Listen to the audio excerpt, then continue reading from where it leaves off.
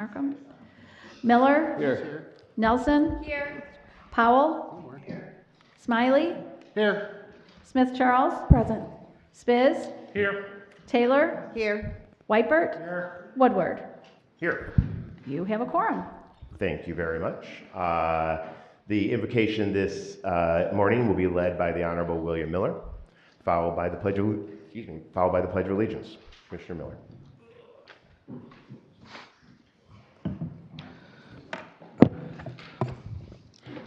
Let us bow our heads. Is this on? I just want to make sure. Is it on? It's on. Okay, perfect. Heavenly Father, we come together today grateful for the opportunity to serve our communities and the people who have placed their trust in us. Knowing we are not always going to agree on issues or decisions. Grant us wisdom in our discussions, patience in our decisions, and humility in our leadership.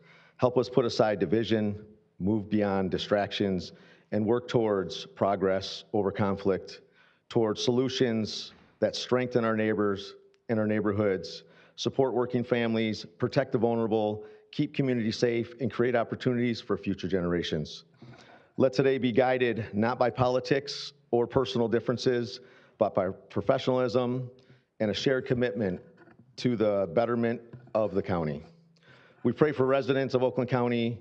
We pray for our public servants. We pray for our sheriff's office and the people that protect us every day, the men and women, our union workers, our small businesses. We pray for the victims of sex trafficking. Give them strength in their heart and guidance in their mind to move forward. We pray for our immigrants and refugees, our small businesses, our teachers. Give us courage to lead with integrity and clarity, to always act in the best interest. And may this meeting be productive, respectful, and move us forward together with purpose, respect, and hope. Amen. Amen. I pledge allegiance to the flag of the United States of America and to the republic for which it stands, one nation, under God, indivisible, with liberty and justice for all.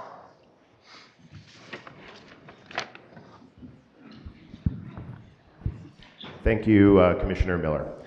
Next up, can I get a motion to approve the minutes? Moved by Commissioner Lubbs, seconded by Commissioner Whitebert. All in favor of approving the minutes? Aye. Opposed, say nay. Nay. Let the record reflect that the minutes are approved. A motion to approve the agenda, moved by Ginjo, seconded by Linney. All in favor of approving the agenda, say aye.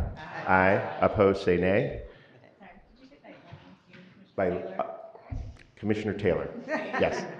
And you know, this is the time that you're like, not behind the screen in front of me. And so, yes, Commissioner Taylor. All in favor, say aye. Aye. Opposed, say nay. Let the record reflect that the agenda is adopted. This will move on to presentations. We have 3 presentations for today's meeting. And first, I will call on Commissioner Marcia Gershenson to present the 2026 National Gun Violence Awareness Wear Orange Day proclamation.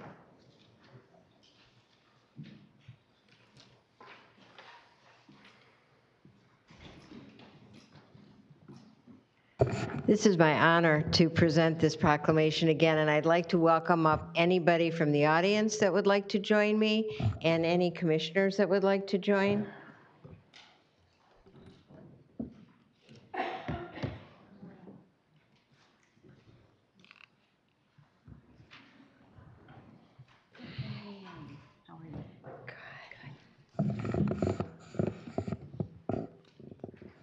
Fantastic.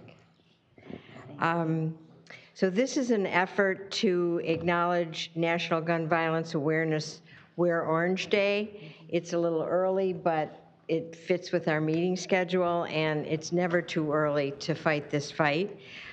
Whereas the lives of almost every community member across the United States have been affected by instances of gun violence, it's critical to pause and reflect on ways in which these tragedies leave a lasting impact in the ways they can be prevented. Whereas gun violence and school shootings are a uniquely American epidemic, and guns are the leading cause of death among American children and teens. Mass shootings continue to increase, now averaging more than one per day, and around 23 youth are killed or injured by gun violence daily. Notably, improperly stored guns have contributed to school shootings, suicides, and deaths of family members, including infants and toddlers. And an estimated 4.6 million American children live in a home where at least one gun is kept loaded and unlocked. And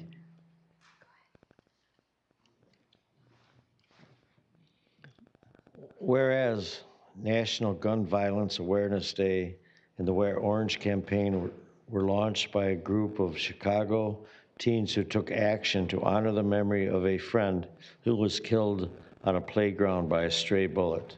The group selected the color orange, which is worn by hunters to protect themselves, as a visible signal to ensure that other hunters don't shoot. In Oakland County, we are dedicated to honoring the memories of Madeline Baldwin, Tate Myre, Hannah St. Juliana, and James Schilling, whose lives were taken in a mass shooting at Oxford High School on November 20th, 2021, and of a 20-year-old Alexandra Alex Werner of Clawson, native, who had lost her life in the shooting at Michigan State University on February 23rd, 2023.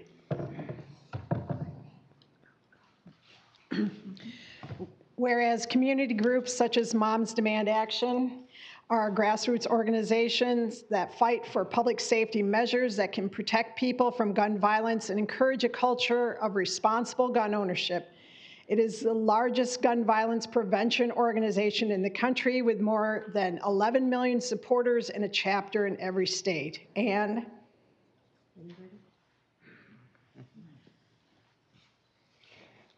whereas ahead of National Gun Violence Day, we honor the lives of gun violence victims and survivors, and we renew our commitment to reducing these tragedies in the future. Additionally, we encourage safe and responsible gun ownership to protect our families and communities. Mr. Chair. Okay, I'll close this out. Now, therefore, be it resolved, I, the chair of the board, Marcia Gershenson, vice chair, the entire board of commissioners, do hereby proclaim Friday, June 5th, 2026 as National Gun Violence Awareness Day here in Oakland County. Additionally, we join with members of Moms Demand Action and Gun Sense in America, South Oakland, to raise awareness about this issue by inviting the community to wear orange from June 5th to the 7th. Clearly, I forgot the memo. I got my ribbon. got your ribbon. Thank you very much. Thank you very much. Thank you. Thank you. Yeah, I would. I'd be happy to make. I'd be happy to make a few comments. In addition to the very beautifully crafted, sincere proclamation statement that was just read. So good morning, everyone. My name is Diana Darland, and on behalf of the South Oakland chapter of Moms Demand Action, I'd like to thank you all for proclaiming June 5th, National Gun Violence Awareness Wear Orange Day in Oakland County. Moms Demand Action is a nonpartisan grassroots group of volunteers fighting hard for public safety measures that can protect people from gun violence. As the Wear Orange proclamation highlights, it is important to honor and remember the victims and survivors of gun violence and to do more to end this uniquely American public health crisis. It bears repeating that Americans are 26 times more likely to die by gun homicide than people in other high-income countries. And tragically, gun violence has become the leading cause of death for children, teens, and college-aged youth in the United States.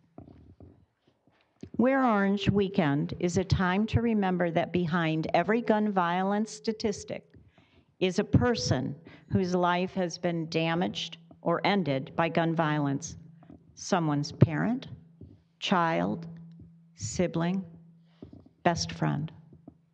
It's also important to support gun violence survivors, the ones whose lives have been forever negatively impacted because they were at the scene of a gun violence threat or event, or they lost someone dear to them. They are the family, the friends, the teachers, and co-workers of victims.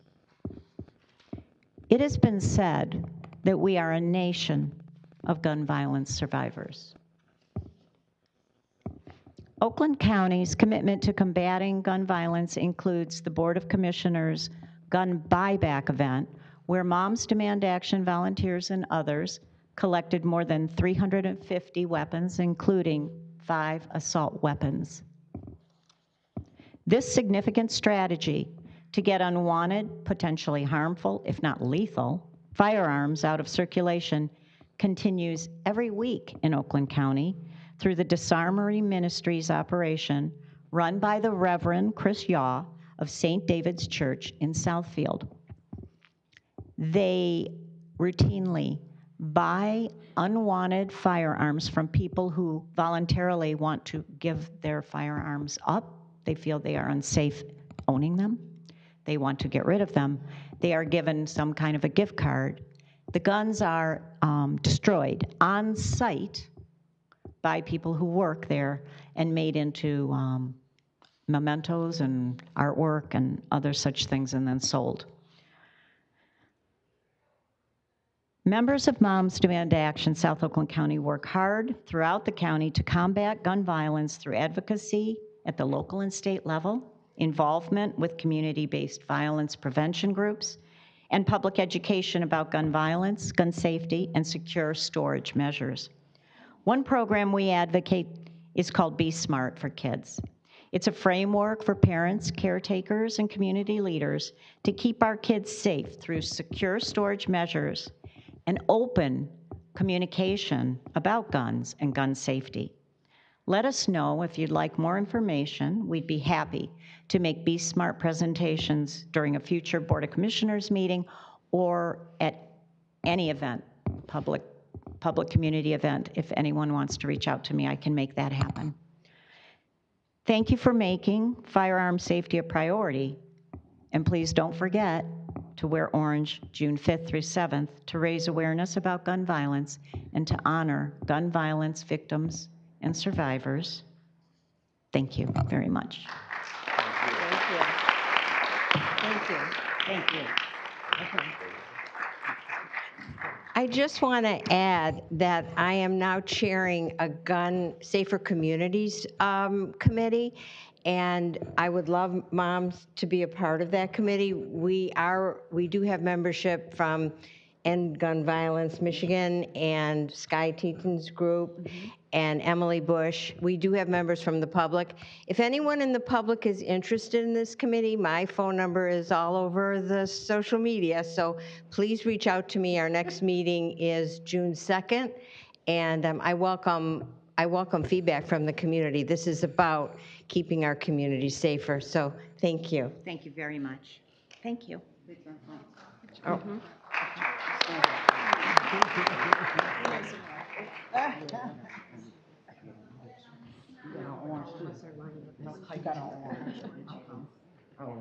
Can you see? Thank you. Thank you very much.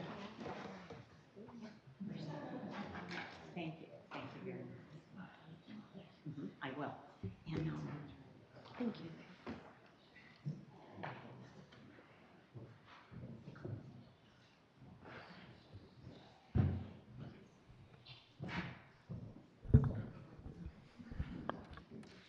All right, so next up, we have an incredible milestone here in Oakland County. I will call on Commissioner Lubes to present the next proclamation honoring the Oakland County Health Division 100-year anniversary.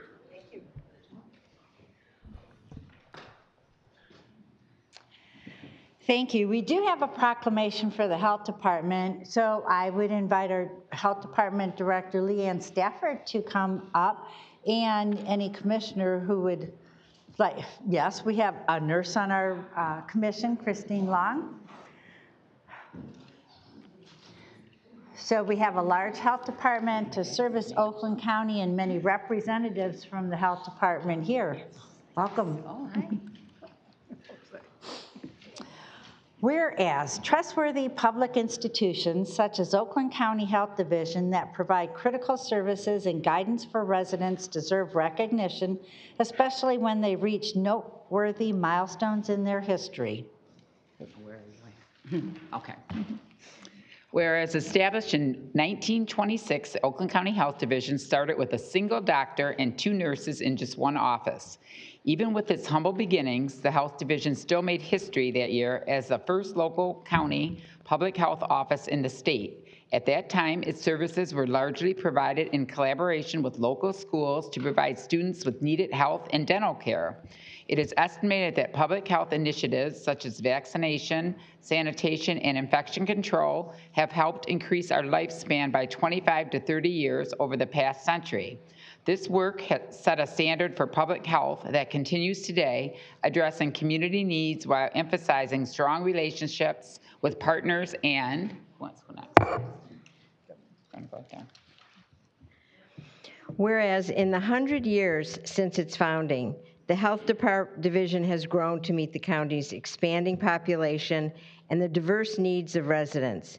It now employs 410 staff members in 2 offices centrally located in Pontiac and Southfield. The breadth of the Health Division services touches just about every resident through disease prevention, a safe and clean environment, healthy behaviors, emergency preparedness, kindergarten, dental and hearing and vision screenings, nutrition counseling for women, infants, and children, and access to health services.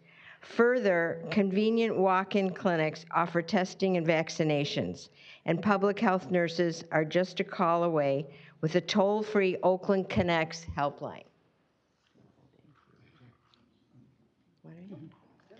Helpline, right there.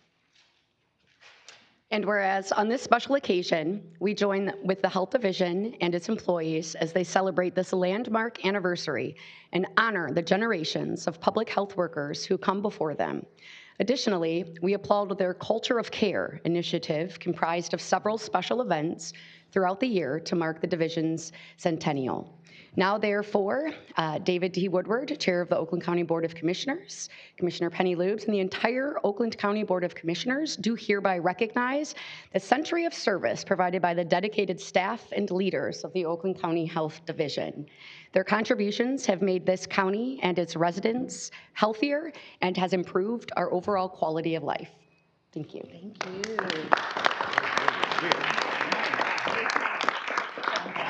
Oh, thank you. Can I just say a couple things? Of course. I just want to take a minute and say thank you for recognizing the Health Division in our 100th year. We're going to celebrate all year, so you're going to see some more events coming. Hopefully everybody got a 100-year pin, so please, if you didn't, we'll make sure you get one. They're around here somewhere, yeah. But I want to take a minute and say thank you to the Board of Commissioners. Your support everywhere, right, for our projects are always amazing, and we really appreciate that. Our staff, 410 staff work every day. We don't change lives, we save lives every single day in the work that we do. Retirees, the legacy that they left, I can say I've been here for 26 years and I've got to work with so many amazing people, and they inspire us to do the work that we do every single day. And so I would like to take a moment as we talk about 100 years, right? Pat White, that's standing here beside us, as of Tuesday, is officially retiring. She retired about 2012, but has come back to help us part-time. 51 years at the Health Division. So thank you, Pat. Thank you all again. All right, that's it. Are we going to take a picture? Yeah. Okay, perfect. We come out, right? Mm-hmm. Come on. All right. Don't hide behind the tall guy. All right, you're right. That's you, Laura. You're short. You got to move up. Sarah. Ah.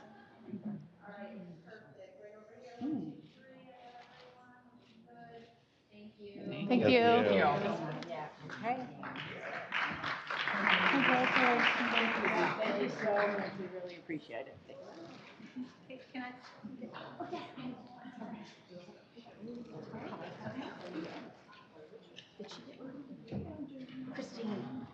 Christine, did you get a pen?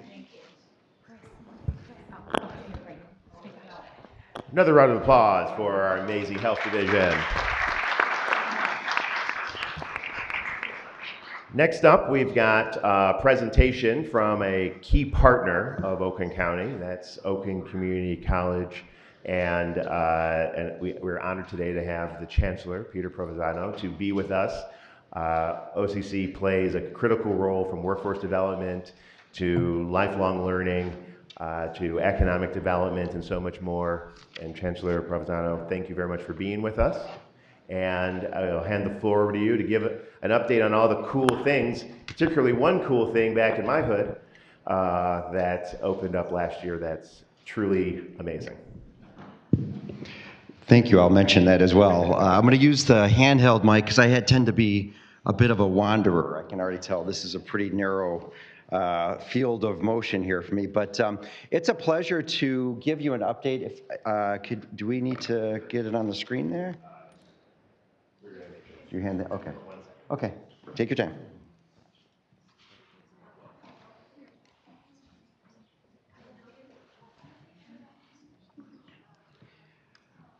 I did not take any singing classes or dancing classes to entertain you while we wait. So you're fortunate for that. Trust me. Stand-up routine can start. Yeah, exactly. Like one second here. In the control room, can we get the screens on that the presentation's loaded on?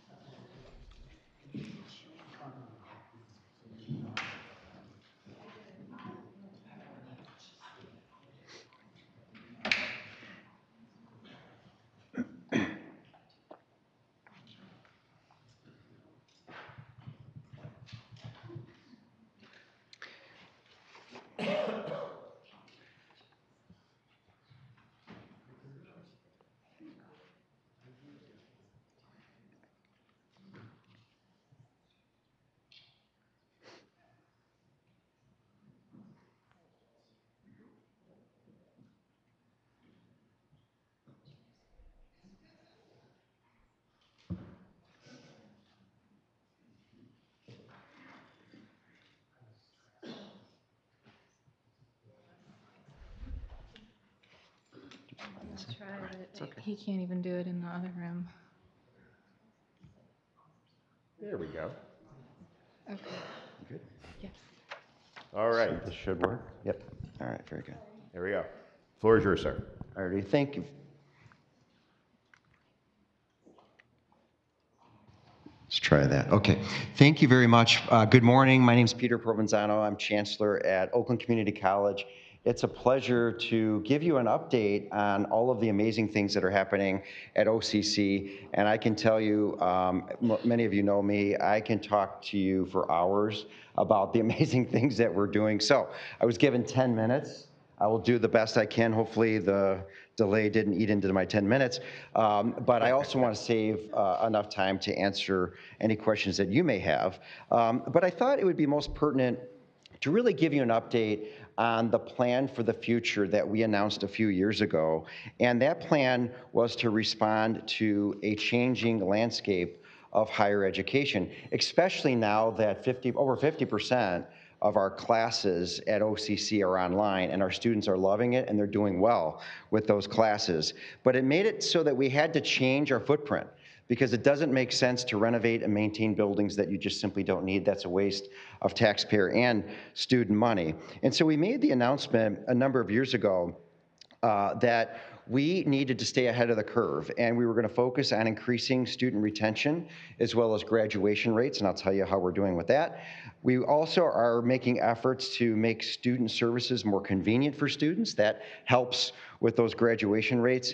And I'll spend a little time today because it really impacts your communities directly. We've been focused on consolidating our buildings and learning spaces to create more vibrant and well-maintained, safer, state-of-the-art facilities because, much like Oakland County, we have a tremendous amount of deferred maintenance over the years at OCC that we are addressing.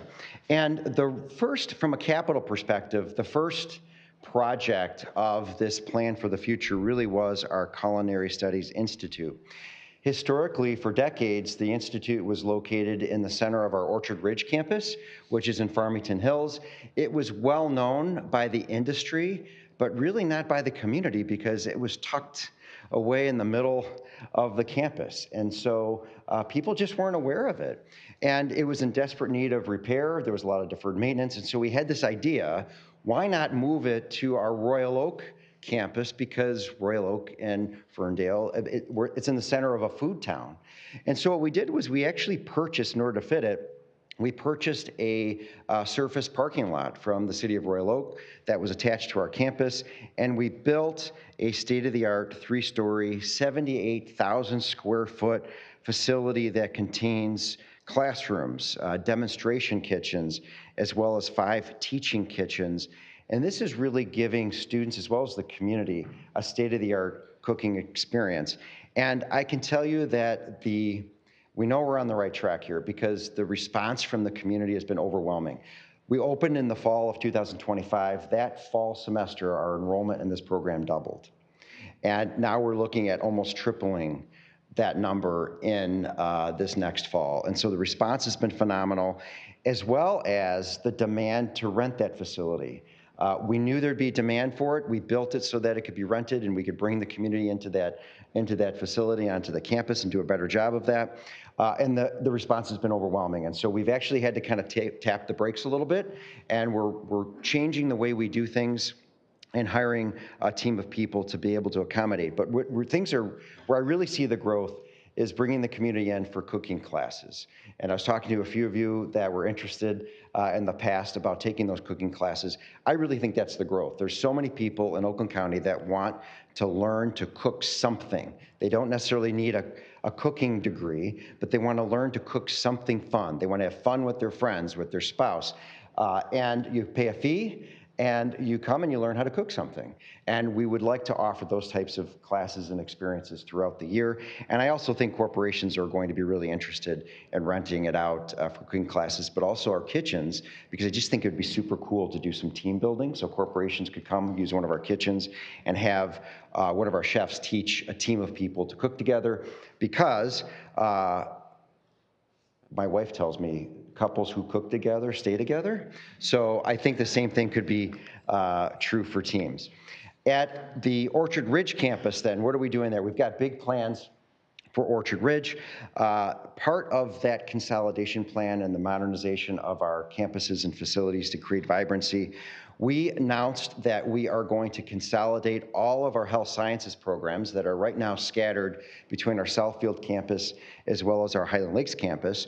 And we're going to move them to a brand new renovated facility that has been an abandoned pool and gym for a number of years. And I'll just be honest with you, I've hated the way that it looks on the west side of the campus. It's not warm, it's not inviting, and so we're gonna change that. We're completely, for those of you who are familiar with that building, if you drive by now, it doesn't look anything like the gym and the pool, and wait till you see when it's done. That is an architectural rendering of what it's going to look like. We're super, super excited about this program, and we anticipate that we will move in for fall of 2027 classes. So we're clipping along quite nicely on that. So that's the west side of Orchard Ridge. How about the east side? One of the things that we've really been frustrated about is on the east side of Orchard Ridge, right off of Orchard Lake Road, we circled it there in the presentation. there's about 40 acres of land and parking lot space that has essentially been there for 60 years. And we've really struggled with what to do with this. And it's an underutilized asset. I don't think it's been engaged in using taxpayer land in a meaningful way. And I sort of joke, but it's true. Over the last 60 years, all we've done with that parking lot is plow the snow. That's all we've done. And so part of the idea of creating vibrancy to help students and employees feel like they belong at OCC, we have an idea, and I think it's a really good idea. We, at our Auburn Hills campus, we have a aging gym that our athletes use. There's a lot of community demand for it, and we just don't have space for the community to rent it. We also have our police academy that uses it. We're stepping on each other. And so we have an idea of moving our athletics to the Orchard Ridge campus and building a brand new state-of-the-art field house for our basketball teams, volleyball teams, and we also would like to build indoor turf area so that our athletes can practice during off-season months, during the wintertime. But all of this is intended to bring the community in so that the community can rent it, the community can use it, and then it also frees up some space for our public safety officers and some space for the community to rent out Auburn Hills. And it will create a tremendous amount of vibrancy at the Orchard Lake or Orchard Ridge campus on the east side. We're also moving our softball field there and building a brand new softball field because we have to move that from Highland Lakes as well. Now, the really exciting part is we have a partner that is willing to take everything I just told you and help us make it even better, and that's the Ilitch Foundation. They have, we're in talks right now with them, and we're working on finalizing a deal where they're interested in building a ice arena, 2 or 3 sheet ice arena for their Little Caesars AAA Hockey League, men and women.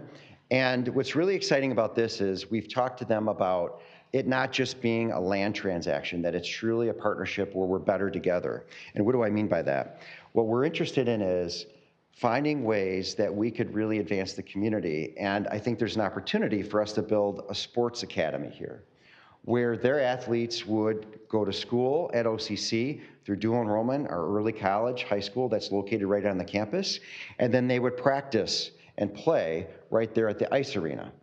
But where this is really headed is the Ilitch family is interested in building housing for those athletes on that campus. And now the athletes would have the ability to live there, stay there. They're interested in building some restaurant space, a hotel for people to visit when they're here for tournaments. And we're also interested in developing together in partnering with a hospital system partner so we can get into sports medicine for our athletes, their athletes, as well as the community. So you can kind of picture how amazing this is going to be and how it's going to create and so much vibrancy and really activate that aspect of the campus. The deal for the ice arena, just so you know, tentatively they will lease the land from us above market value. They will build the ice arena, which I know is going to be well over $100 million, no cost to OCC or the taxpayers. They will run it, and they will allow us to use their ice, and they're going to build us locker rooms so that we can create our own hockey team, which is super exciting. So this truly is a partnership where we're better together. Very early in the process, but we're anticipating maybe 2028, 2029 opening. A phase 1, phase 2 would come a few years after that. So super exciting, and that is our Orchard Ridge campus update as far as our plan for the future. We also have big plans for our Auburn Hills campus as well as Southfield. You've probably heard me talking about our police and fire academies. They're busting at the seams, they're growing. So there are other counties that have community colleges with police and fire training, and they're coming to us. And I think that is a huge compliment to the work that we do here at OCC. And because we're growing, and we've heard from the local law enforcement communities as well as your sheriff, that there are times are changing and they need more training facilities. And so we've sat down with all of them, and we've designed an indoor tactical training center at our Auburn Hills campus that we're anticipating is going to be ready maybe around summer of 2028. And that is going to be an expansion that will include an indoor gun range, the tactical village, which will have a school so that we can train our officers on active shooter training. Unfortunately, that's something we need to train on. It'll have an office, a restaurant, as well as a convenience store, all inside. So picture a large airplane hangar with all of these different assets where we can put officers in real life simulation, which really makes all the difference in the world. At the Southfield campus, we've been frustrated with all of the empty land that we have along 9 Mile that we purchased a number of years ago. We struggle with the use for that. It's about 10 acres of just empty parking lot space and grass, difficult to maintain, but we've got a great idea for it. We are going to build a brand new driving pad, a 10-acre driving pad for our police and fire academy to practice their precision driving, but it's more than that. We really see this being an emergency vehicle operations center for all local law enforcement, including the sheriff, to utilize. We are in desperate need of this. This will be about the same size and technology of what they use at the Michigan State Police. In fact, the Michigan State Police has said they have a lot of officers that are stationed around Oakland County and that they would utilize it as well. So this will completely transform the Southfield campus. I really see the Southfield campus becoming more of an emergency training center and really a second location from our Auburn Hills campus. And so we're super excited about that as well. Now, update, you're probably wondering what's going on in Highland Lakes. So Highland Lakes update. A number of years ago, as part of the Plan for the Future, we made the announcement, and really the very difficult decision, that because we have so many classes that are online, we just have too big of a footprint, and we had to make the difficult decision to close the Highland Lakes campus. It is a beautiful piece of property. It's about 150 acres. And one of the things that we recognized early on was the community really saw it as a park. They use it as a park, and that is wonderful, except we were running a very expensive park. But with that being said, that is the way that the land was giving back to the community, and we were committed to making sure that the land continues to contribute to the community the way that it always has and preserve the green space. And so we knew that Waterford Township was in desperate need of a new rec center, and so we approached them and said, would you like to buy part or all of this property and convert it into your park system and use some of our buildings as a rec center? Fast forward, that was approved by the voters, and we've been very supportive of them along the way. And we've really been spending the last couple years or so finalizing that transfer of the property, helping them with that. I can tell you that I underestimated how much work it is to sell property, close property, and move out, especially when you still need to stay in part of it, because we need this campus. We're still teaching there until fall of 2027, when our new building at Orchard Ridge is available. So phase 1 with the township is now complete. We're starting to focus on phase 2, which is the northern portion, about 100 acres that's left there. And we really began that process in the fall with a public forum, listening to the community. What is it that they would like to see for the rest of the property? We've taken all of that information, we've gathered it. It's actually listed on our website. We've been very transparent about it. And really the next step is the Board of Trustees at OCC is going to start using that input and looking at putting that property up for sale shortly and receiving bids. Again, we've got a lot of time because we can't sell it and move out just yet. We need that space until fall of 2027. And so things are moving along quite nicely. But no matter what, from the very beginning, we were committed to preserving the green space, the trail system, and we will continue to do that. And we think that's a unique asset to keep, especially with Hathaway Park there and the amazing things that the township is doing at their new park that they purchased. And so our plan is working. The reality is when you take a look at our enrollment, it continues to grow. We have more students taking more classes and graduating at higher rates than ever before in the history of the college. And that really has made us a key partner in helping to achieve the Oakland 80 by 30 goal. And I don't want you to just take my word for it. Look at what people from the outside are saying. We are consistently rated best in class. Most recently, we were rated number 7 in the nation for online colleges. Our paralegal program has been rated for a number of years now the best in Michigan, not one of the best, but the best in Michigan. And our faculty continue to receive awards for their academic leadership. And this is all, in a time where students are questioning the value of higher education. But we really believe here at OCC that we are that value proposition. Students here have an opportunity to take classes, high quality classes, earn high quality degrees at a fraction of the price. In fact, most of our students come to OCC tuition free, especially using some new state programs I want to mention because we're still trying to get the awareness out about this. Students who are recent graduates from high school can actually receive free tuition at OCC. Many people don't know that. The state of Michigan will pay the in-district tuition rate.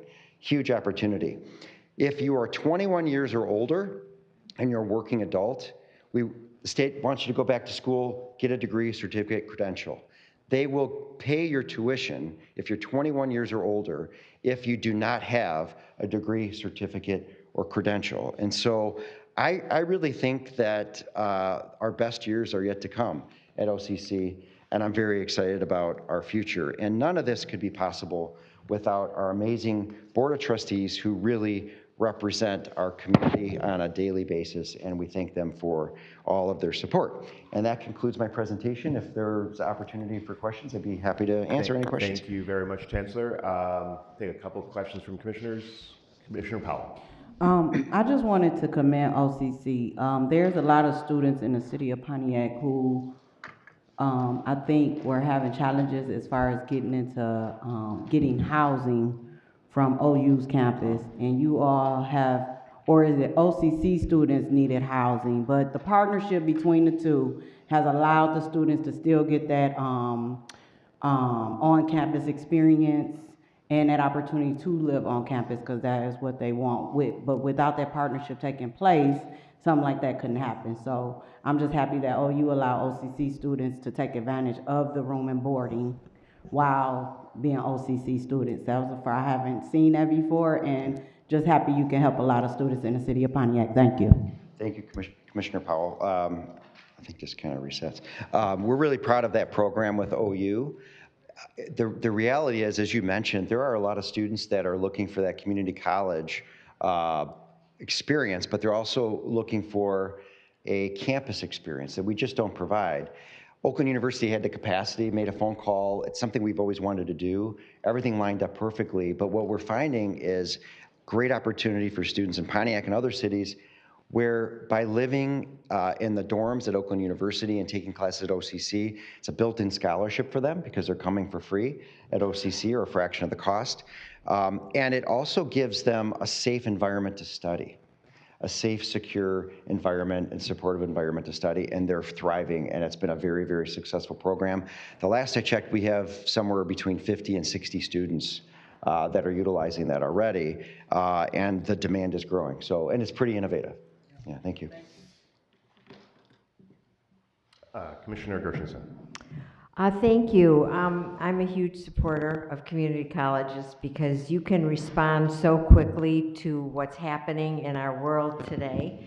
And as a former teacher, I love the incentives that you provide to get more students interested in childcare. It's an area we need more people to sign up and to get trained, and offering real job training to those students that are going into skilled labor. So really appreciate all the focus you put in our community and our kids. Thank you. Thank you. Any other questions? Oh, Commissioner Long. Thank you. So I recently heard, maybe it's a rumor, last summer that due to the program of providing free college at OCC, that there's a huge waiting list now to start with classes. Is that true? Because I thought that's an unforeseen consequence if it is. I've heard this from a couple people that were 18 trying to apply to OCC, and they said, I can't even go next year. I can't get in any of my classes because of the free college. Is that any truth to that?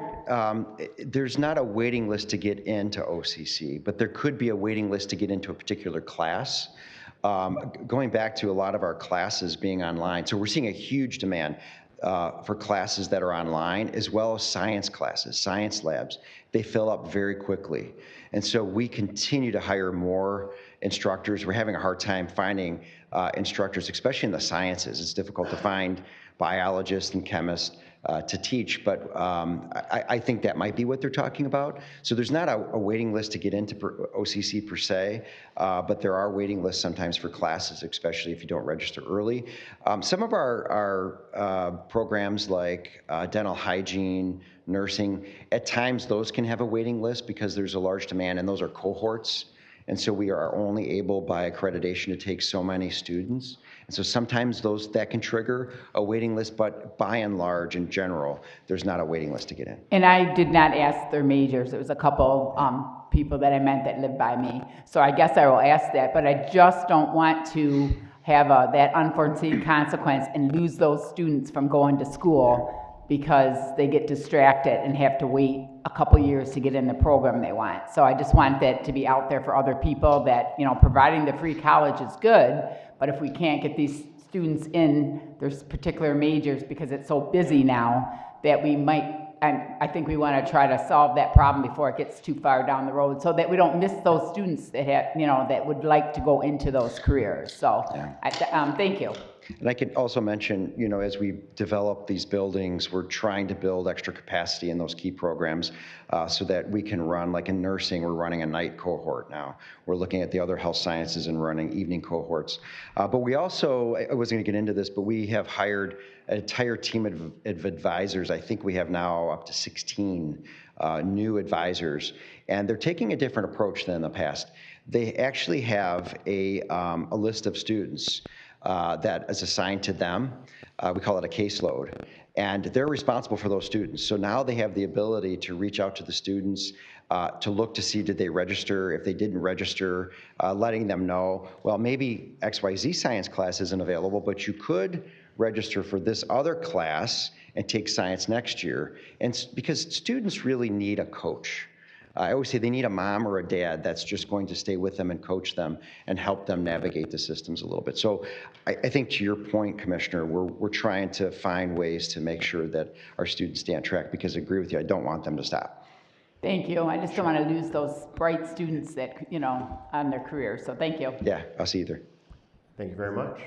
Well, Chancellor, thank you very much for being here. Great news happening at OCC. We look forward to continuing the partnership and making sure that all people, young people, people out of school, people coming back, who are out of school coming back, upskilling for the jobs of tomorrow. Thank you for being here. Thank you. Appreciate it. All right. Next up, we've got communications, and so I'll call on the clerk to read whatever communications we have this morning. We have one this morning dated May 21st, 2026 to the Oakland County Board of Commissioners. Please accept this letter as notification that I have exercised the authority granted to the chair of the board to approve grant applications in excess of $50,000 for the purposes of meeting a submission deadline. Due to the grantor deadlines and the board's grant submission process and calendar, it is not possible to submit the application for full board consideration in accordance with our normal procedures. I have authorized the submission of the following grant applications. The grant name Fiscal Year 2025 Comprehensive Opioid Stimulant and Substance Use Site-Based Program for the Oakland County Sheriff's Office in the amount of $1,600,000.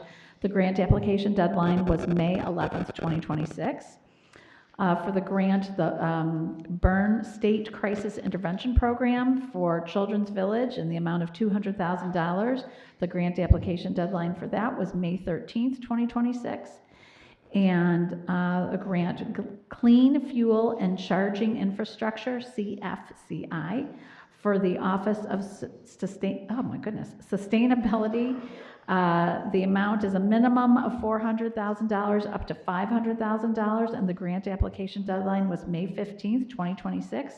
Sincerely, David T. Woodward, Chair, Oakland County Board of Commissioners. That's it for today. Thank you, Madam Clerk. Is a motion to receive the communications? Moved by Commissioner Taylor, seconded by Commissioner Smiley. All in favor say aye. Aye. Opposed say nay. Let the record reflect that the communications are received unanimously. This will now move us to the our first public comment. This is the opportunity for any member of the public to comment on any item on the agenda. on the consent and the regular agenda. A number of people have signed up. You don't have to sign up. I'll call on individuals. If you can come up to the microphone, direct your comments to me, and keep your comments limited to 3 minutes so that we can make sure that everyone can speak.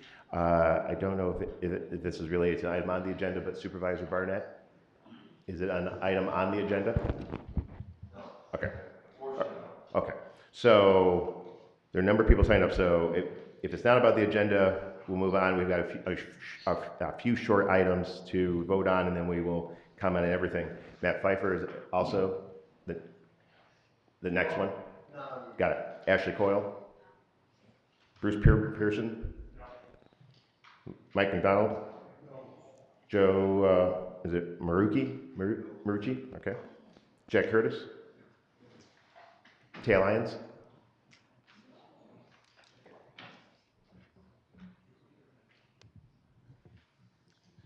I'm here to speak on item 15A. The county is fast-tracking drone tags because of the urgent need for drones that no one asked for. And instead of following the democratic processes, once again, the county wants to make the choice for us. Why are drones in the air if you can't track them? And this purchase was planned a month ago, which is plenty of time to do things the right way. And in this case, the right way would be to cancel the Flock Drone pilot program on behalf of the now 5,500 Oakland County residents who have signed the petition to have Flock technology removed from our county, and who are willing to recall commissioners to approve the drones if you fail to do so. But first, I'd like to address what is clearly an intentional effort by the county to praise Flock anytime any criminal activity takes place and attempt to change the widespread public opinions, the recent carjacking being a prime example. Local news outlets emphasized that Flock led to that arrest. And if that's the case, I recommend you get rid of the deputies from multiple units, detectives, fugitive apprehensive team, auto theft investigators, canine units, and the helicopter that were all also deployed to search for that suspect. These things are all incredibly expensive, so if Flock is all you need, get rid of them. But of course, that would be insane, because none of Flock's technology does anything to stop or prevent crime. It is nothing more than a tool. Just because Flock was part of any particular investigation does not mean the cases wouldn't have been solved otherwise. And to imply that would be an insult to law enforcement, who have been solving crimes without AI for generations. And to ignore the inherent danger that this unnecessary technology adds to our communities is shameful. Beyond misread plates and misuse, Flock has been used for immigration enforcement, to track women who seek abortions, and more, even when local policies have barred such uses. Just a couple weeks ago in Dayton, Ohio, officials removed Flock after their data was accessed by ICE over 7,000 times despite a specific policy against using Flock for immigration enforcement. All Flock products integrate into one system that gives an incredibly disreputable private company perpetual rights to data that shows where everyone in our country lives, works, shops, their kids' schools, and more. And it is a violation of our Fourth Amendment because, yes, even in public spaces, prolonged surveillance is barred. And no, it's not the same as our phones tracking us. We as individuals can choose what devices we use and how we use them to protect our data. We don't have that right with Flock. And while our phones use our data for targeted ads, Flock uses our data for predictive policing. They are not the same. Technology like this cannot be normalized. Please listen to the people who you represent and cancel all Flock contracts in Oakland County. Thank you. Thank you very much. Next up, Ren Nusha. Still on items on the agenda. Good morning. My name is Ren Nusha. I'm a resident of the city of Troy, county of Oakland. I am Oakland County. I'm proud to wear orange along with many of you today in support of National Gun Violence Awareness Week. Also in honor of the memory of Alex Werner, former resident of the city of Clawson, who was taken too soon. I'm speaking today with respect to a couple of the items on your agenda. And it occurred to me when looking at your agenda packet today that there's some confusion perhaps with respect to items that are substantive and substantive work as opposed to performative work that the council. Oh yes, I'm too tall, sorry. And I'll lean in with your permission. I'm speaking about the difference between substantive work of this commission as opposed to performative work. Substantive work, in my opinion, are things such as water resources that are a part of your agenda. Doing that work is very important with respect to water infrastructure in our community because we have massive needs. What is not substantive work, but rather performative work, are things like asking DTE nicely to lower their rates. That's just performative stuff. To the extent that we're doing that is ridiculous. Substantive work is road infrastructure. Road infrastructure is a necessity around this county. To the extent that we're engaging in such conversation, that's substantive. What is performative is trying to ban county employees from using certain apps. That is performative stuff. To the extent that we're engaging in that performative stuff, that's absurd. And it occurs to me that if we didn't want to engage in performative work, what we would have is an ethics policy. What we would have is a conversation about drones. What we would do is deal with surveillance issues in this county, right? And also, Mr. Woodward, I would like to point out that what is also performative is saying that you are going to show up to work the way your boy, Mr. Brennan Johnson, says that he will, and actually not do the direct your work. comments to me. And I am, Jeff. That's why I said Mr. Woodward. Your boy, Mr. Johnson, is not here. That is not substantive. Thank you. Thank you. Next up, we've got Dana Binkowski, followed by Phil Decker. Dana Binkowski? Oh, sorry. If we can, we got a number of people that speak in business to get to, so if we could expedite. Dana Binkowski, followed by Phil Decker. Yep. Hi, Dana. Hi. This is on items on the agenda. Right. So, like you said, my name is Dana Binkowski. I am the former mayor pro tem of the city of Fraser. During my time on council, we were presented with flock cameras. This was several years ago before there was so much information and visibility about what that would entail. At that time, I thought that I had educated myself prior to the vote, but I also fell for the flashy flock camera sales pitch, and I made a mistake. Ma'am, that's not on the agenda right now. We have Flock- a second. Yeah, it's not on the agenda. Okay. All right, I'll come back and put do you it again. next, and then I'll get you on the next one. Phil Decker. And then Dan, I think is it Dan Bowell?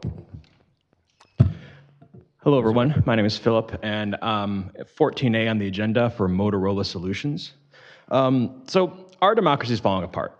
Our economy's in the toilet, and federal agents are kidnapping people and putting them in prison camps. We see so much inaction about this on the national level that we just don't have the stomach for it at the local level, too. You want us to believe that you're on our side, but you're not doing anything to show us. We still don't have any policy against the 287G. The flock cameras that ICE just loves to use are still everywhere. So in the midst of a fascist takeover, our privacy is our first line of defense, which is why the drones, the license plate readers, and the gunshot detectors are all Those aren't on the agenda. Oh, I'm getting there. Oh, well, okay. I'm getting there, I promise. Yep. All right, well, Well, I'll just skip to the end. So I'll Thank skip to the part then. So on Monday, May 11th, the FBI issued a statement of work citing a crucial need for access to a vendor who can supply them access to a national ALPR network. The only two vendors who could actually fulfill this contract are Flock Safety and Motorola Solutions, both of which the county has contracts with, and Motorola is specifically on the agenda today. I don't know the extent of our contract with Motorola Solutions, but this is what we've been trying to warn you about. Sorry, I lost my place. Now, are the vendors able to actually give the FBI and other federal agencies access if they chose to? And secondly, could they change the contracts to allow them access when we would be able to do anything about that? And if the FBI is able to buy access, what stops ICE, DHS, NSA, other federal agencies from getting access to our license plate reader networks? So again, this is what we've been trying to warn you about happening. An all-encompassing surveillance network like this, and it exists now. And to the surprise of no one who's actually been paying attention, the federal government now wants access to it so they can further their authoritarian takeover. When people pointed out that these companies, these ALPR companies, have been invested by the same billionaires backing this takeover, did we think it was just a coincidence? So I know you're all capable of enacting progressive policy. And these cameras, these license plate readers, have become a license plate danger. readers are not on the agenda. Motorola license plate reader software? Is that not? That is not a license plate reader software. It literally says LPR software in the county agenda packet. Am I? am I wrong? Like it says Motorola LPR. I guess, maybe I'm just confused then. I could fully be wrong about this, but I saw Motorola Solutions LPR software for purchase in item 14A. Most of your time has been talking about things not on the agenda. If you want to, you can have a few But more Motorola seconds. Solutions is on the agenda. The FBI wants access to Motorola Solutions, and other federal agencies are going to get access. They get access too.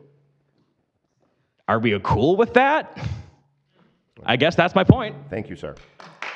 Next up, please, like refrain so people can hear, Dan Bow.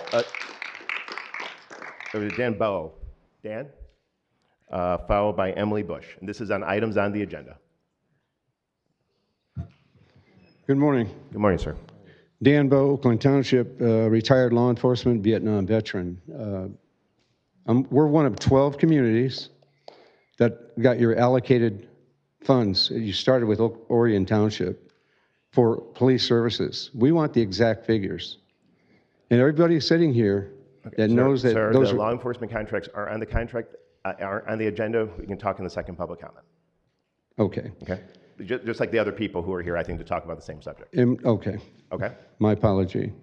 The other point I wanted to make is a lot of people here, I'd say most, were taught or indoctrinated to believe that we're a democracy. We're not. James Madison, the primary author of the Constitution, and Alexander Hamilton said democracies are dangerous. Article 4, Section 4 of the United States Constitution guarantees a Republican form of government to every state. So I would hope that the commission, the chairman, and all the commissioners start relating to the public that we are a republic. We're not a democracy, despite what you hear in the mainstream media. So I'll be able to comment again on the second comment? Yep. All right, thank you. Have it on the list. Ms. Emily Bush, on items on the agenda, followed by Laura Vogel. Hi, good morning, commissioners. My name is Emily. I'm an Oxford mom, and I volunteer with End Gun Violence Michigan. I want to start by saying thank you for today's Wear Orange proclamation. Gun Violence Awareness Day matters, the orange matters, and the intention behind it matters. And intention is exactly what I want to talk about this morning, because intention without alignment is just theater. When this board makes decisions about school safety, those decisions should reflect the same values you're proclaiming from the front of this room. The research on what actually keeps students safe is not ambiguous. It's not partisan. It exists, it's accessible, and the organizations that have supported many of you have made it very easy to find. I trust that as this board continues to make decisions affecting our children, you'll be revisiting that research very closely. But I'm not here to relitigate April. I'm here because I believe you can move forward in a way that actually matches today's proclamation. Fund community violence intervention out of the Oakland County General Fund. In Detroit, neighborhoods that received CVI interventions saw homicides drop 45% compared to 18% everywhere else. In some neighborhoods, drops reached 60%. That's not luck.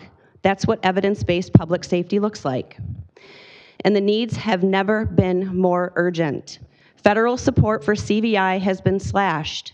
$158 million in grants terminated in April, part of a larger rescission, wait, what is this word? That wiped out $811 million across public safety and victim services programs almost overnight. The DOJ called it protecting American children while eliminating the very programs keeping them alive. That void does not fill itself, and it's exactly why that Oakland County, what you do matters with its general fund right now. We would welcome the opportunity to sit down with any commissioner who wants to learn more and connect directly with local experts doing this work right now. My son survived Oxford, 4 kids did not. Hannah St. Juliana, Tate Meir, Madison Baldwin, and Justin Schilling. I say their names because they are the reason we cannot afford to get this wrong. What was present in that building on November 30th did not save them. What saves lives is getting ahead of violence before a trigger is ever pulled. The families of those children and every student who lived through that day carry it with us every single day. It doesn't go away. This is a uniquely American scourge, and it demands more than proclamations. We look forward to collaborating with this board to do meaningful, impactful work to reduce and end gun violence. Wear orange like you mean it, and please vote like you mean it too. Thank you. Thank you very much. Laura Vogel on items on the agenda. Hi, Laura Vogel, White Lake Township. Speakers have already said what I wanted to say, and they are much more eloquent than I, because I have aphasia, and it's really bad today. So it's all the more important that you listen to them. I find it more than ironic that you had a proclamation for gun safety today. I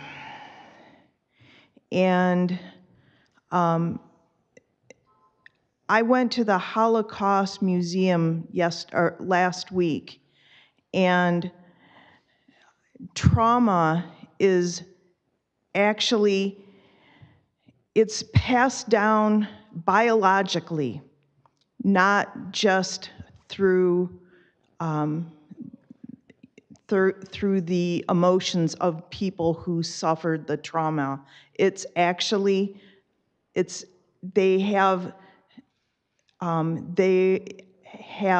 proteins that are now targeted to that it lives in the bodies of the generations and generations forward. So it's not just emotional trauma today. It's 3 years ago, or 3 generations from now, there will still be trauma because people had gun violence today.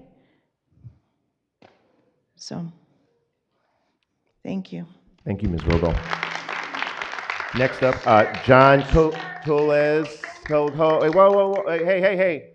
Everyone's welcome to speak and state their point. John Coles, followed by Susan Worrell. I tend to meander, but I do have a point, and we'll be talking about flock cameras and license plate readers. A bedrock of our system of government is representation. And that makes me wonder, what is representation? So I looked it up. Looked up the etymology, because I'm a nerd. I learned it goes back to the 14th century, and it means to serve as the type or embodiment of, and to be the authority of another. You all are our representatives. The authority you have is based on us. Obvious, right? So this body has no problem opining that we, the people, should stand against gun violence. That's excellent. Well done. Good job. Also obvious, that. But what else does this body think we want? A surveillance state through a contract with Flock and license plate readers. Not only a surveillance state, but one foisted upon us without listening to us. Something is wrong here. I understand Mr. Woodward doesn't mind doing the bidding of corporate interests because there are consulting fees and free trips to consider, right? But Mr. Johnson, and I note that he's not here, so I'm going to trust you, Mr. Woodward, to pass on my comments. Your recent performance of leaving the meeting before voting on the contract and not being here for the vote is just frankly shameful. John, can we just stay focused on the agenda? There's an opportunity to talk about anything you want at the end of it. One more paragraph. Don't interrupt me, sir. Free speech. And you're running, Mr. Johnson is running to be a senator from my district. No, I will not vote for him in the primary. And I will do something, should he get past the primary into the general, that I don't like doing. I will undervote.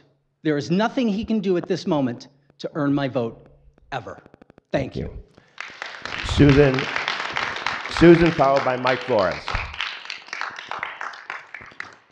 And please keep comments on the items on the agenda so we can get to all the people who want to speak on other items that are following the rules. Good morning. Susan, welcome. Susan Worrow, Huntington Woods. Grew up in Oakland County, raised my children in Oakland County, taught high school for almost 30 years in Oakland County. I'm responding to 13E.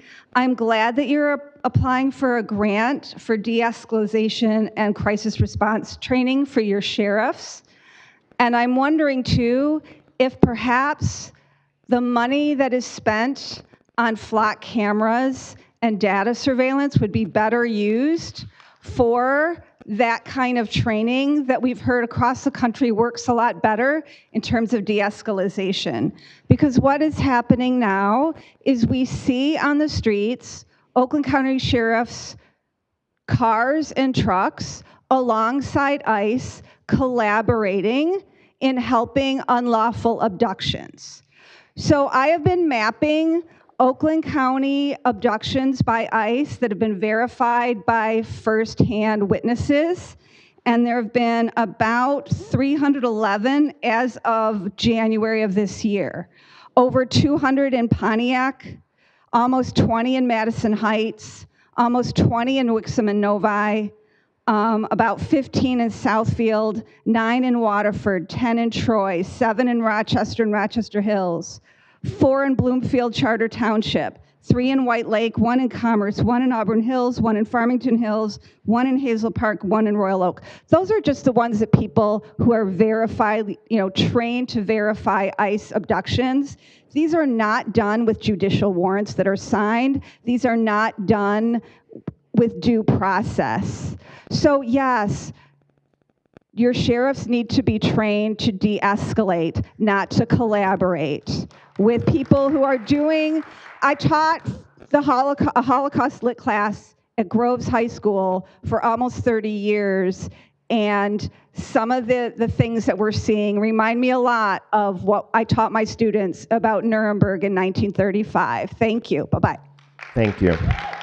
Mr. Flores, followed by Diana Darlin.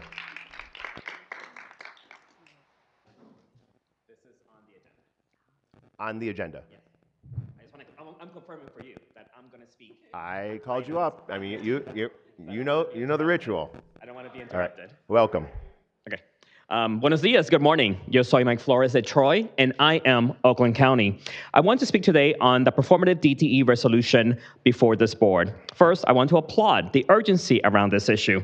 Rising energy costs are a serious burden on working families, seniors, and residents across Oakland County. Utility bills are not optional. People are struggling, and the government should absolutely pay attention when basic necessities become unaffordable. So I appreciate seeing this board move with urgency around an issue directly impacting people's daily lives. But I also have to admit, watching this issue and this process evolve has been illuminating. Because I've heard repeatedly over the last several months that government takes time, the process moves slowly, and that urgency is complicated. And yet this morning, a surprise LEGO meeting was scheduled with urgency to review a single item sponsored by Chairman Woodward. So clearly the ability to move quickly is not a problem. And that's important because many residents in this county have spent months asking this board to show that level of urgency around other issues impacting public trust, safety, and stability in our community. Issues where families are also living with uncertainty. Issues where residents are asking for clarity, accountability, and action. But somehow those conversations continue to move slowly, if not at all. So while I support the board paying attention to financial pressures residents are facing, I hope the same urgency becomes a standard moving forward. Because residents notice when urgency appears for some issues, but yet disappear for other issues. I wonder which one. Residents notice when meetings can suddenly be scheduled quickly for priorities leadership cares about, while other community concerns sit for months without movement. And residents notice when public trust begins to feel selective. I also want to say that Sherman Woodward has been chair since 2019, and there have been multiple DTE rate asks during that time. So I do find it kind of interesting that all of a sudden there is urgency around this particular ask. And honestly, I think it's because of the community organizing. I think residents are speaking out, showing up, and demanding accountability, and forcing this board to finally pay attention to all the issues and that impact our community. And that's a good thing, because elected officials should respond to residents with the same urgency that residents bring to this room. So I support the board on this particular issue. Now I simply urge you to apply that same urgency consistently, especially on the issues where community trust is at stake. Gracias, and thank you for your time this morning. Thank you very much, Mr. Flores. Diana Darlin, followed by Marguerite Gupta. Hi again. I'll keep it so brief. What she said, Emily, when Emily got up and thanked you for making the proclamation, but also encouraged you to consider gun safety in all its forms, and that includes the notion that we embrace, which is, fewer guns, not more guns in schools and public places. So pertaining to the lockers. Yes, that's it. Thank you. Thank you very much. Marguerite Gupta, items on the agenda. Hi, my name is Margaret Gupta. I'm Oakland Township. Specifically, the items are 11C and 15A, basically with contracts. I'm speaking today about transparency, procurement exceptions, and financial oversight.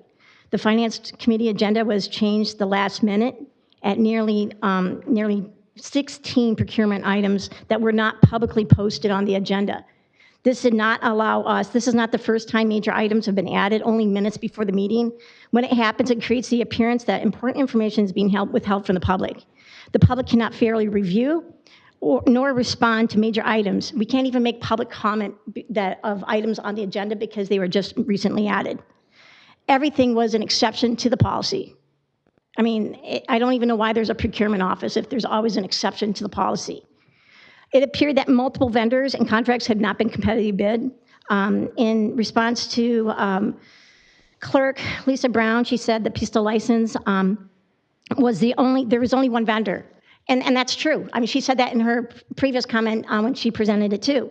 But that's just another way the state controls what the county does. It dictates the vendor that the county uses for the pistol license. The information that we received, it just raises concerns about efficiency, transparency, and other procurement is being handled in a forthright way. The reason why this hits home is because when there was 4 vendors that were being looked at for court filing management systems, court operation systems, the backup, all of that was being giggled and laughed at in the hallway before the finance meeting back in April. And that really, or was it March?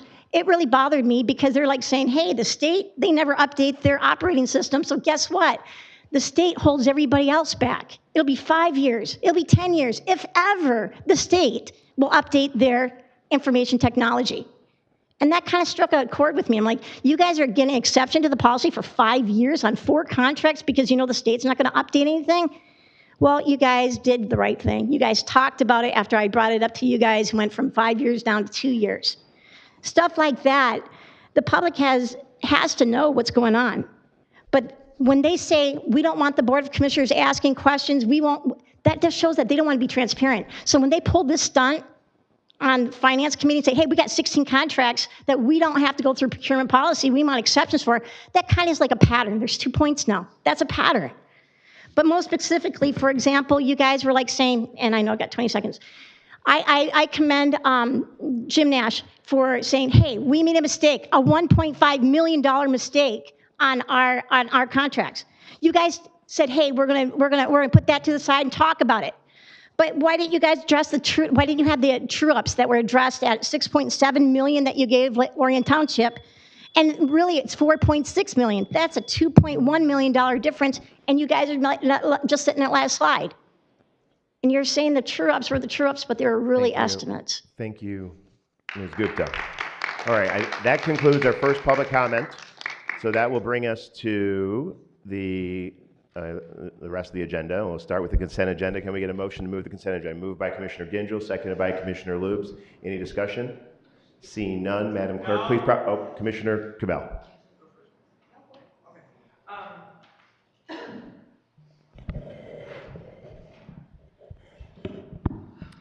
Thank you. I'd like to support the consent agenda, but cannot because there are 3 things on it.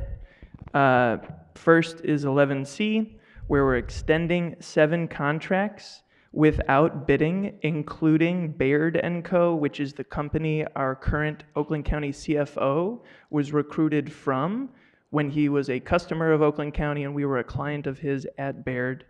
So that feels yucky to me, in addition to the simple fact that we're extending contracts without following a bid process while using people's taxes and telling them to trust us. Because, like was just said, this is a pattern of unethical behavior. Second, I am not going to support the consent agenda because 13I, which is a donation from the Detroit Athletic Club to the Sheriff's Office for a bunch of equipment, doing this, like what happened last meeting with motorcycles from another philanthropist, this undermines democracy. This feels a lot like how would we all think if a philanthropist donated money to a judge or donated a car to a judge and you owned a car dealership. This is like the same sort of slippery slope that makes people not trust their government. I can't vote for this consent agenda because of that, in addition to the things other people have said. Thank you very much. Madam Clerk, please prompt the vote. Commissioner Miller. Thank you, Chairman. I believe we spoke about this before. It's 12B. That's the DTE. I know the reality is this is a 10-month process. They're not going to rule on it until February of next year. So if we do this now, we won't get any information from DTE. I would like to have like a town hall or something where they come in here and present. We can ask them questions. Because really, if we do this now or we do this in 6 months, it's the same thing, right? Because the commission's not going to rule on it till next year, February. The item is allowing for us to intervene to be part of that conversation. The current rate case that's pending, and there's a deadline for that. So we can. But we could still do the town hall meeting. All right, that's what I want to ask. Thank you. Yes. Yep. Commissioner Gingell, followed by Commissioner Nelson. Sorry, Mr. Chair, I just want to clarify on the DTE item. It's really about us having a seat at the table at this point in time for the discussion. So you can either opt in to be part of that formally or not. And this is us saying we want to be at that table to have the discussion. Correct. To me, it's that simple. The other thing I would just say is, comments get made here by commissioners around potential conspiracy theories and things of that nature. And I hope that commissioners that are making those statements are actually calling people like Brian Loeffler and others before they make allegations about certain individuals, because from where I come from in my background, that's certainly slander, defamation of character, and other things if these conspiracies and accusations aren't true. And I just think we have an obligation to do more research before we throw things out that stoke the public's temperature. Thank you. Thank you. And Madam Clerk, please prompt the vote. Wait, Mr. Chair, I'd like to. You said you didn't want to speak. No. Okay, Commissioner Nelson. Thank you. At a time when many households are I'm speaking on item 12B under Lago in the consent agenda, at a time when many households are already struggling with rising costs, I support opposing the DTE energy rate increases. However, I want to express some concerns with the process. The filing deadline to submit the petition to intervene was earlier this week. And considering Corporation Counsel already filed the petition on behalf of Oakland County on May 19th, before this board publicly discussed or approved the resolution, Mr. Chair, what exactly are we authorizing? Thank you very much. Commissioner Smith-Charles. No response? Because it sounds like rubber stamping. Commissioner Smith-Charles. Thank you, Mr. Chair. I am in lockstep with everything under consent agenda minus 12B as well for many of the reasons that have come forth. I'm not requesting that it's pulled. I'm just articulating for the record that if it were standalone, I would not be able to support it, and not for the reasons of not being sensitive to rates, but certainly for the process that was mentioned earlier. So moving forward, I'd like to encourage everyone to be as early as possible to keeping us informed about things and not enter into agreements without the approval of the board. Thank you very much. Madam Clerk, please prompt the vote. You've already spoken, Commissioner. Madam Clerk, please prompt the vote. Excuse me. Madam Clerk, please prompt the vote. I'll wait for announcements. Get ready.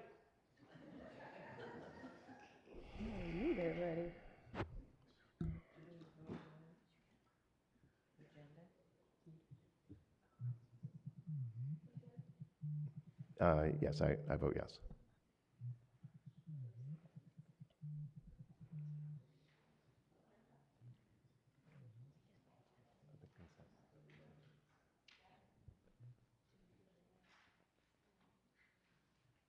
Right. Yes.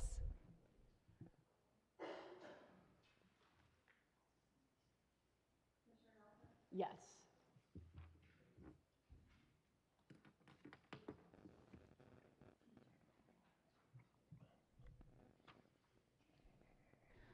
Mr. Chair, you have 17 yeas, 1 nay. Sufficient number voting in the affirmative. The consent agenda is adopted. That will move us to the regular agenda, and I'll call on the Honorable Gwen Markham, the Chair of the Finance Committee, for, I believe there's 2 items.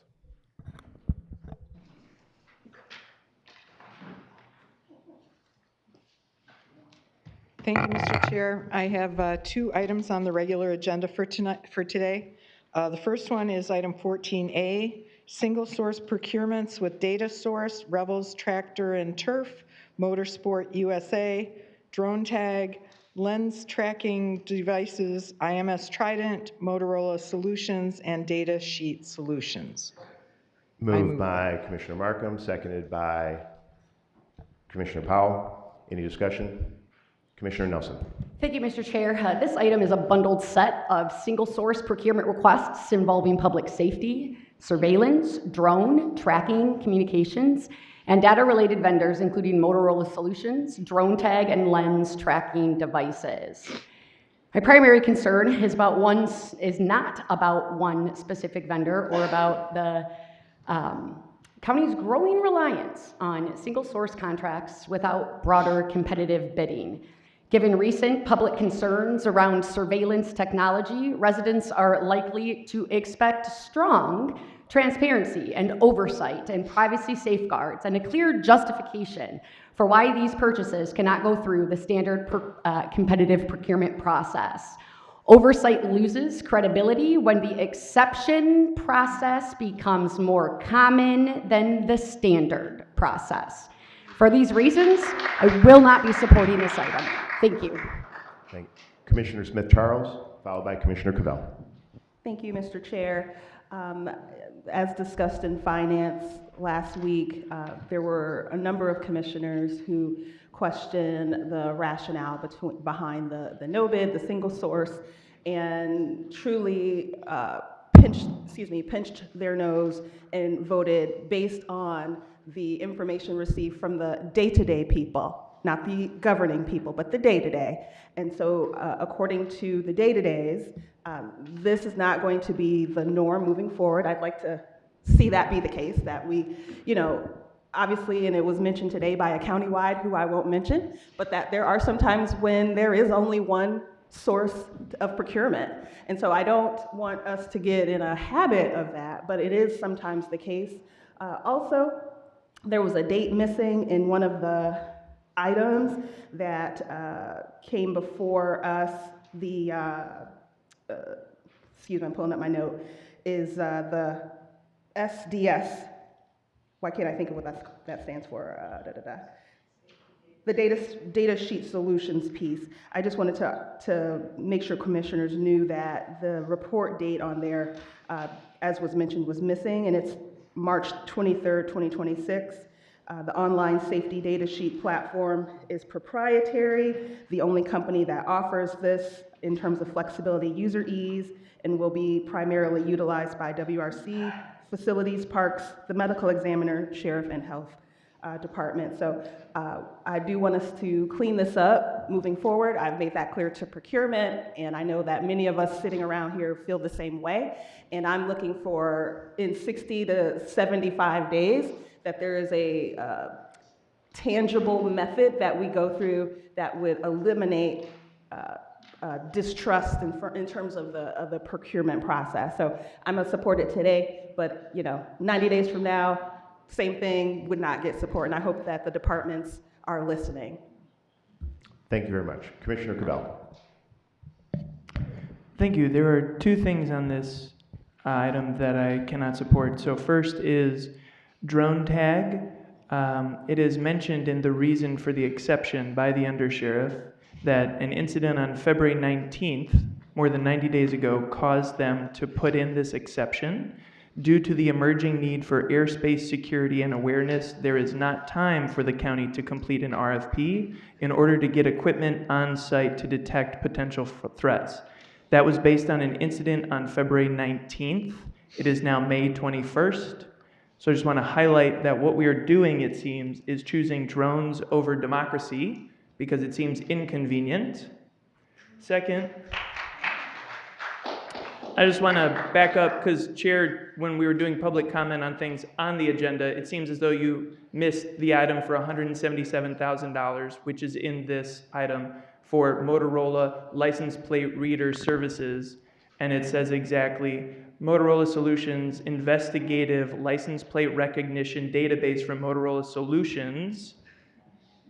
Application commercial data software subscription services will go from January 1st, 2026 to 12/31/2031, and we'll pay $35,420 annually out of our taxes for that. So I just want to make sure you saw that in our agenda, because it sounded like you didn't when you interrupted public comment. Any further discussion? Seeing none, Madam Clerk, please prompt the vote.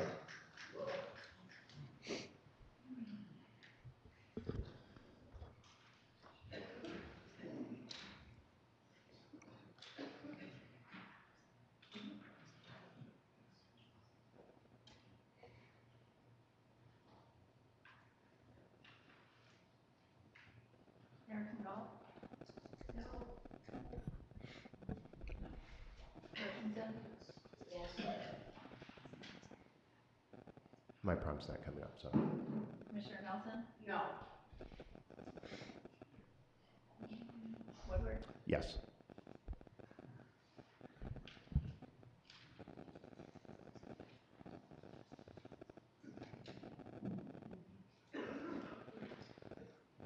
Mr. Chair, you have 13 yeas, 5 nays. A sufficient number voting in the affirmative, the resolution is adopted. Commissioner Markham. Thank you, Mr. Chair. My next item is item 14B, the 2026 tax rate request for millage rates. I move that. Moved by Markham, seconded by Commissioner Smith-Charles. Any discussion? Seeing none, Madam Clerk, please prompt the vote.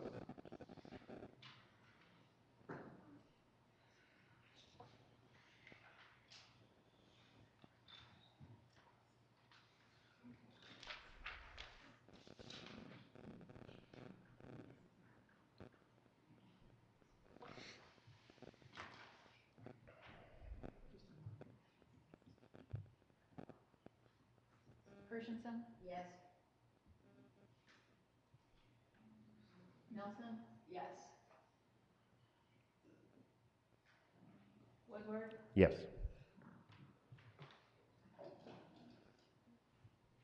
Mr. Chair, you have 13 yeas, 5 nays. Sufficient number voting for the affirmative, the resolution is adopted. Commissioner Markham. That concludes the report of the Finance Committee for today, Mr. Chair. Thank you very much. I will call now on the Vice Chair of the Legislative Affairs and Government Operations Committee, and there's one item. Calling Vice Chair Commissioner Erickson Galt.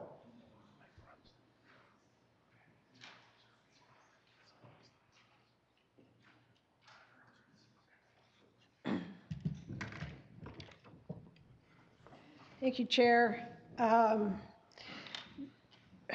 For the report of the Legislative Affairs and Governmental Operations Committee, we recommend the following board action: appointing Christine Burke as a general public member to the Oakland Community Health Network to fill the vacancy for the remainder of the term ending March 31st, 2029. The confirmation of that appointment moved by Commissioner Erickson Galt, seconded by Commissioner Gingell. Any discussion? Seeing none, Madam Clerk, please prompt the vote.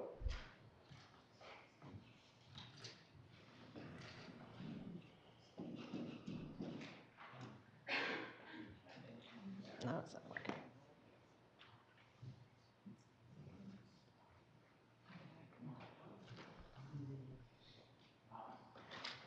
Circles going round and round. Should we just do a voice vote?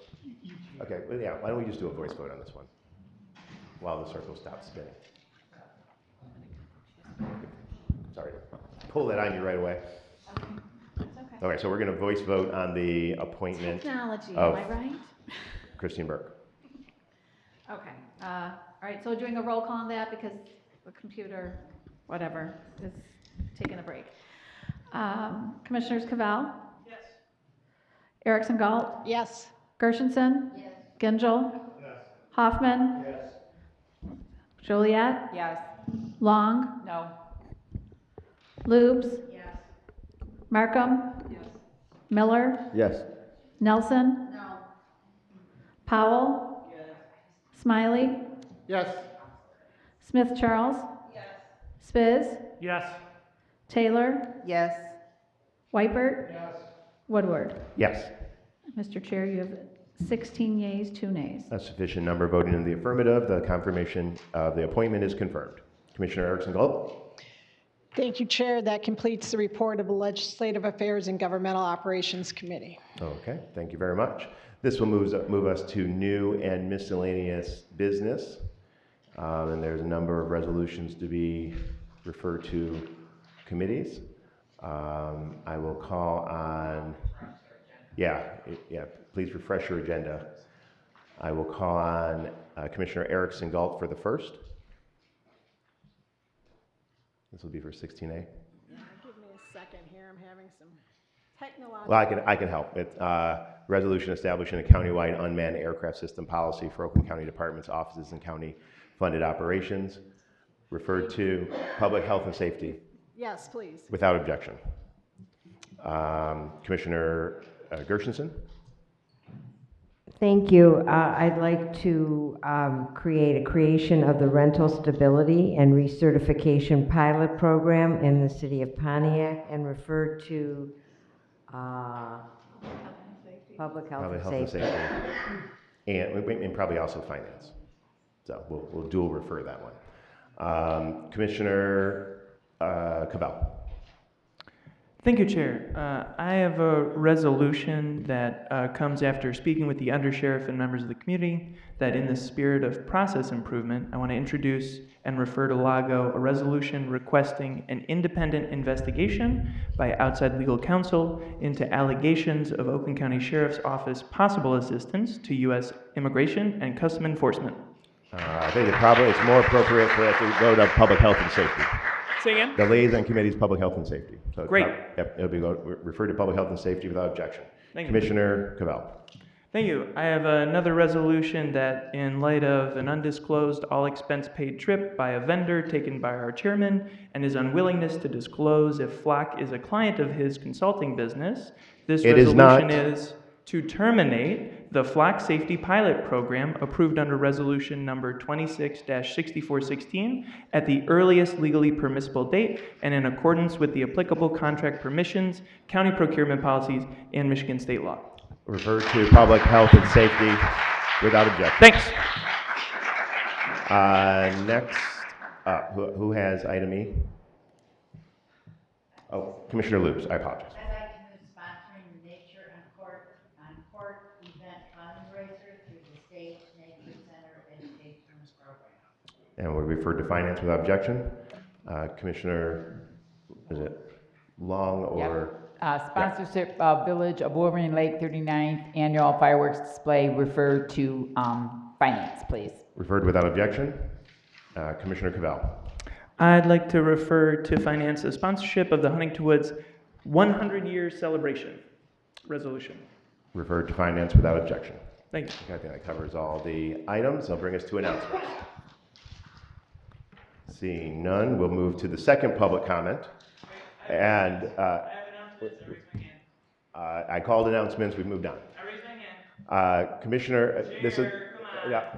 We've moved on. I looked and you didn't raise your hand.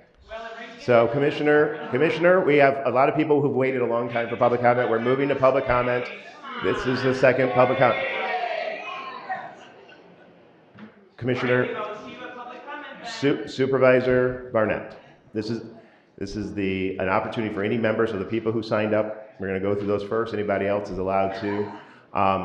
Commissioner Supervisor Barnett. Good morning. My name is before you speak, I just want to say, I'm going to stay as long as I can. I have a hard stop in 10 minutes. I have to get to Flint to federal court to attend to a county issue, and so I will be handing it off to my vice chair. I will be listening to all the things on the commute there. So, good morning. Supervisor My name is Chris Barnett from Orion Township. I'm the supervisor, and thank you to the EOC for their great support of us. I hope everyone that there received one of those coveted challenge coins. I'm here because I'm frustrated, and I'm here with 6 of the 12 that are here in person, communities that are represented by law enforcement services contracts. Friends, some people in this room don't understand the assignment. We are partners, not competitors. Orion Township and the Oakland County Sheriff's Office, as you've heard me say many times, have over a 70-year relationship, and this has never become contentious until we have repeatedly not received what's promised to us. And frankly, you guys know you don't need more bad news. This can be resolved very quickly. I'm going to hear you say that because we're suing you, you can't respond to me, but you can respond to my colleagues. The most frustrating thing about this entire situation is all the time and legal expenses. We have come over and over and over asking for the same thing. The target hasn't moved. The ask is simple. The resolution, and you all have this because I handed them out, or asked one of the commissioners to hand these out, says, and I'll read it. Be it further resolved, Fiscal Services Division will review on an annual basis the actual cost under the agreement, which was invoiced and paid. There's a huge difference between actual costs and allocated costs. Actual cost is the documented historical amount spent to provide a service. Allocated cost is the overhead distributed across departments using formulas and assumptions. That's all we've received, except some through our FOIA. The county currently, because they haven't provided that, you need to hear this clearly, is in violation of all 12 of the law enforcement services contracts. We have not received it. It's required under the contracts. You're in violation. You've known what we wanted since January, and frankly, since you put this in your resolution in December of 24. Yet here we are, still without the information. Why? Sincerely, why? Why are communities told publicly that all we need to do is schedule meetings, email CFO Loeffler, and cooperate? Many of us have done exactly that and have no answers. I can tell you I've talked to all 12 or met with them in person of the contractees this week. No one has all the information. Some of them are tired and are giving up the fight. We aren't. We FOIA'd the county because we had to. We were told you needed more time. Again, we sued the county because we had to, not because we wanted to. Told you needed more time. Again, outside counsel is asking us for more time. If the documents existed, why can't we just have them? They don't exist. 12, we were told that there were 40 documents we would be received through the FOIA portal. It's in your packets that you all have. When we asked for the extension of time, we had 7. We got 5 more in the extension of the FOIA. We've received 12 of those 40 documents. Then county executive formally denied our FOIA. Well, there's huge gaps. You have all the numbers. We're demanding accountability from this administration and you.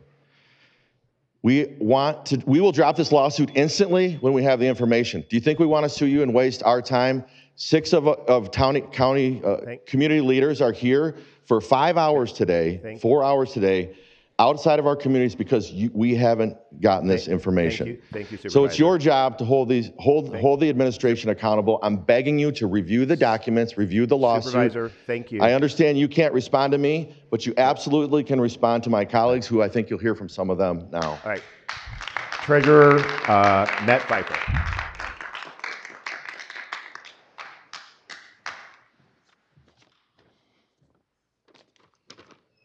Good morning. My name is Matt Pfeiffer. I serve as the treasurer for Orion Township. I'm also a small business owner and a lifelong Oakland County resident. I'm here again this morning because Oakland County committed to providing Orion Township and other municipalities with the actual cost data and supporting documentation used to justify the 36% increase which we received in our police contract. Under the contract, we were promised the actual cost information by November of 2025. Since then, we've made repeated requests for the information, requests from our supervisor, I think you all know Chris, requests from our financial team, formal FOIA requests, and now even litigation related to the failure to fully provide those records. This should not be difficult. Imagine hiring an accountant, receiving a large bill, and then being told you're not allowed to see the calculations or supporting documentation used to arrive at the number. No individual, no business, and no local government would accept that. And we don't accept it. When financial decisions affecting taxpayers are being made, the underlying numbers, reports, and calculations should be available, organized, and transparent. We are not asking for opinions. We are asking to see the work behind the numbers. It's that simple. Instead, we've experienced delay, resistance, and incomplete disclosure. I think most people in this room, regardless of what issue brought them here this morning, can agree on three things. Transparency matters.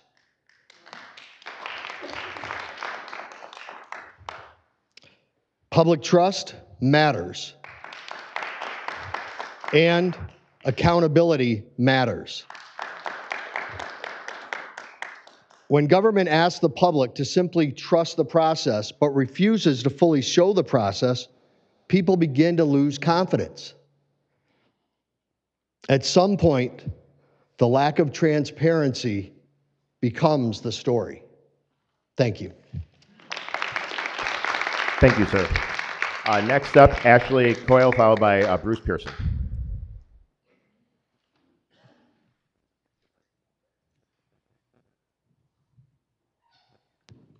And I understand if you have to leave, Mr. Woodward. Just let me know when I'm good to begin. So I'm Ashley Coyle, Budget Director of Orion Township.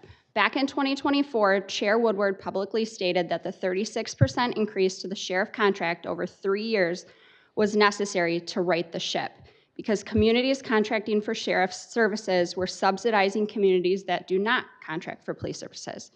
While the increase came as a surprise, the communities accepted it with the understanding that the imbalance would be corrected moving forward. We are now hearing commissioners publicly state that communities should expect roughly a 10 to 15% year-over-year increase once the current contract expires. For Orion Township alone, that would result in our contract doubling between years 5 and 7. When compounded annually, these increases quickly become unsustainable for any of our taxpayers.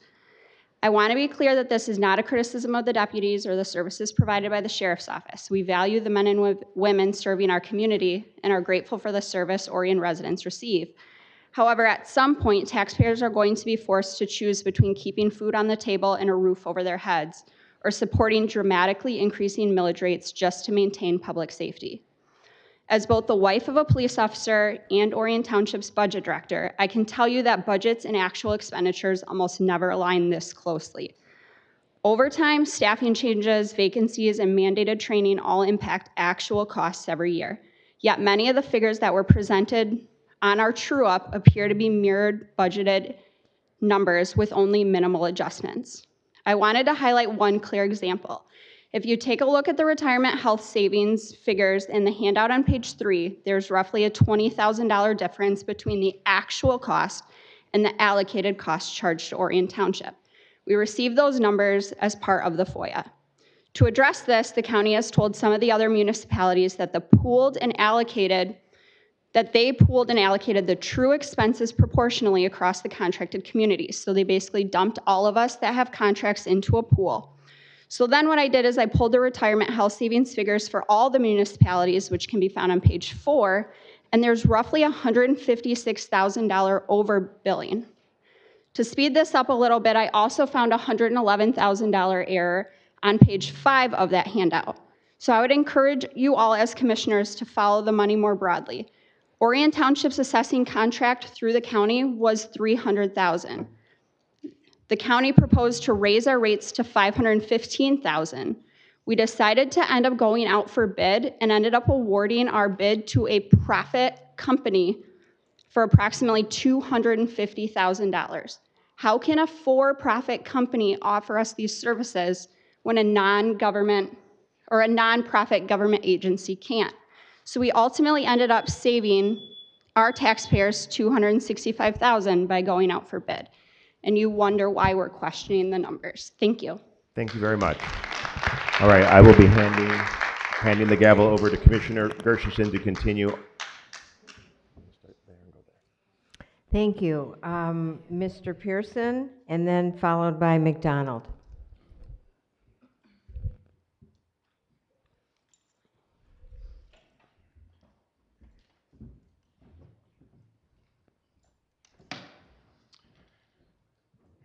Hello, my name is Bruce Pearson. I'm the Addison Township Supervisor, and previous to that, I retired out of the Oakland County Sheriff's Office.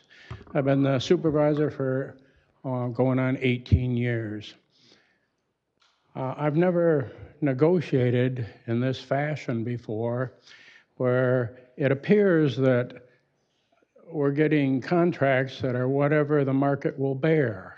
I'm asking for facts and figures. As you know, I'm responsible to my taxpayers. When they come to ask me why the increase is so high, I then say I have to get that information from the county. I'm asking for Mr. Woodward's help here. He's our chairman of the county commission. I need his help. I've got to explain to my residents why I'm going to have to lay off another deputy soon. I'm already laying deputies off. I give free service to Addison Oaks. I give free service to the Salvation Army. I don't get any money for that.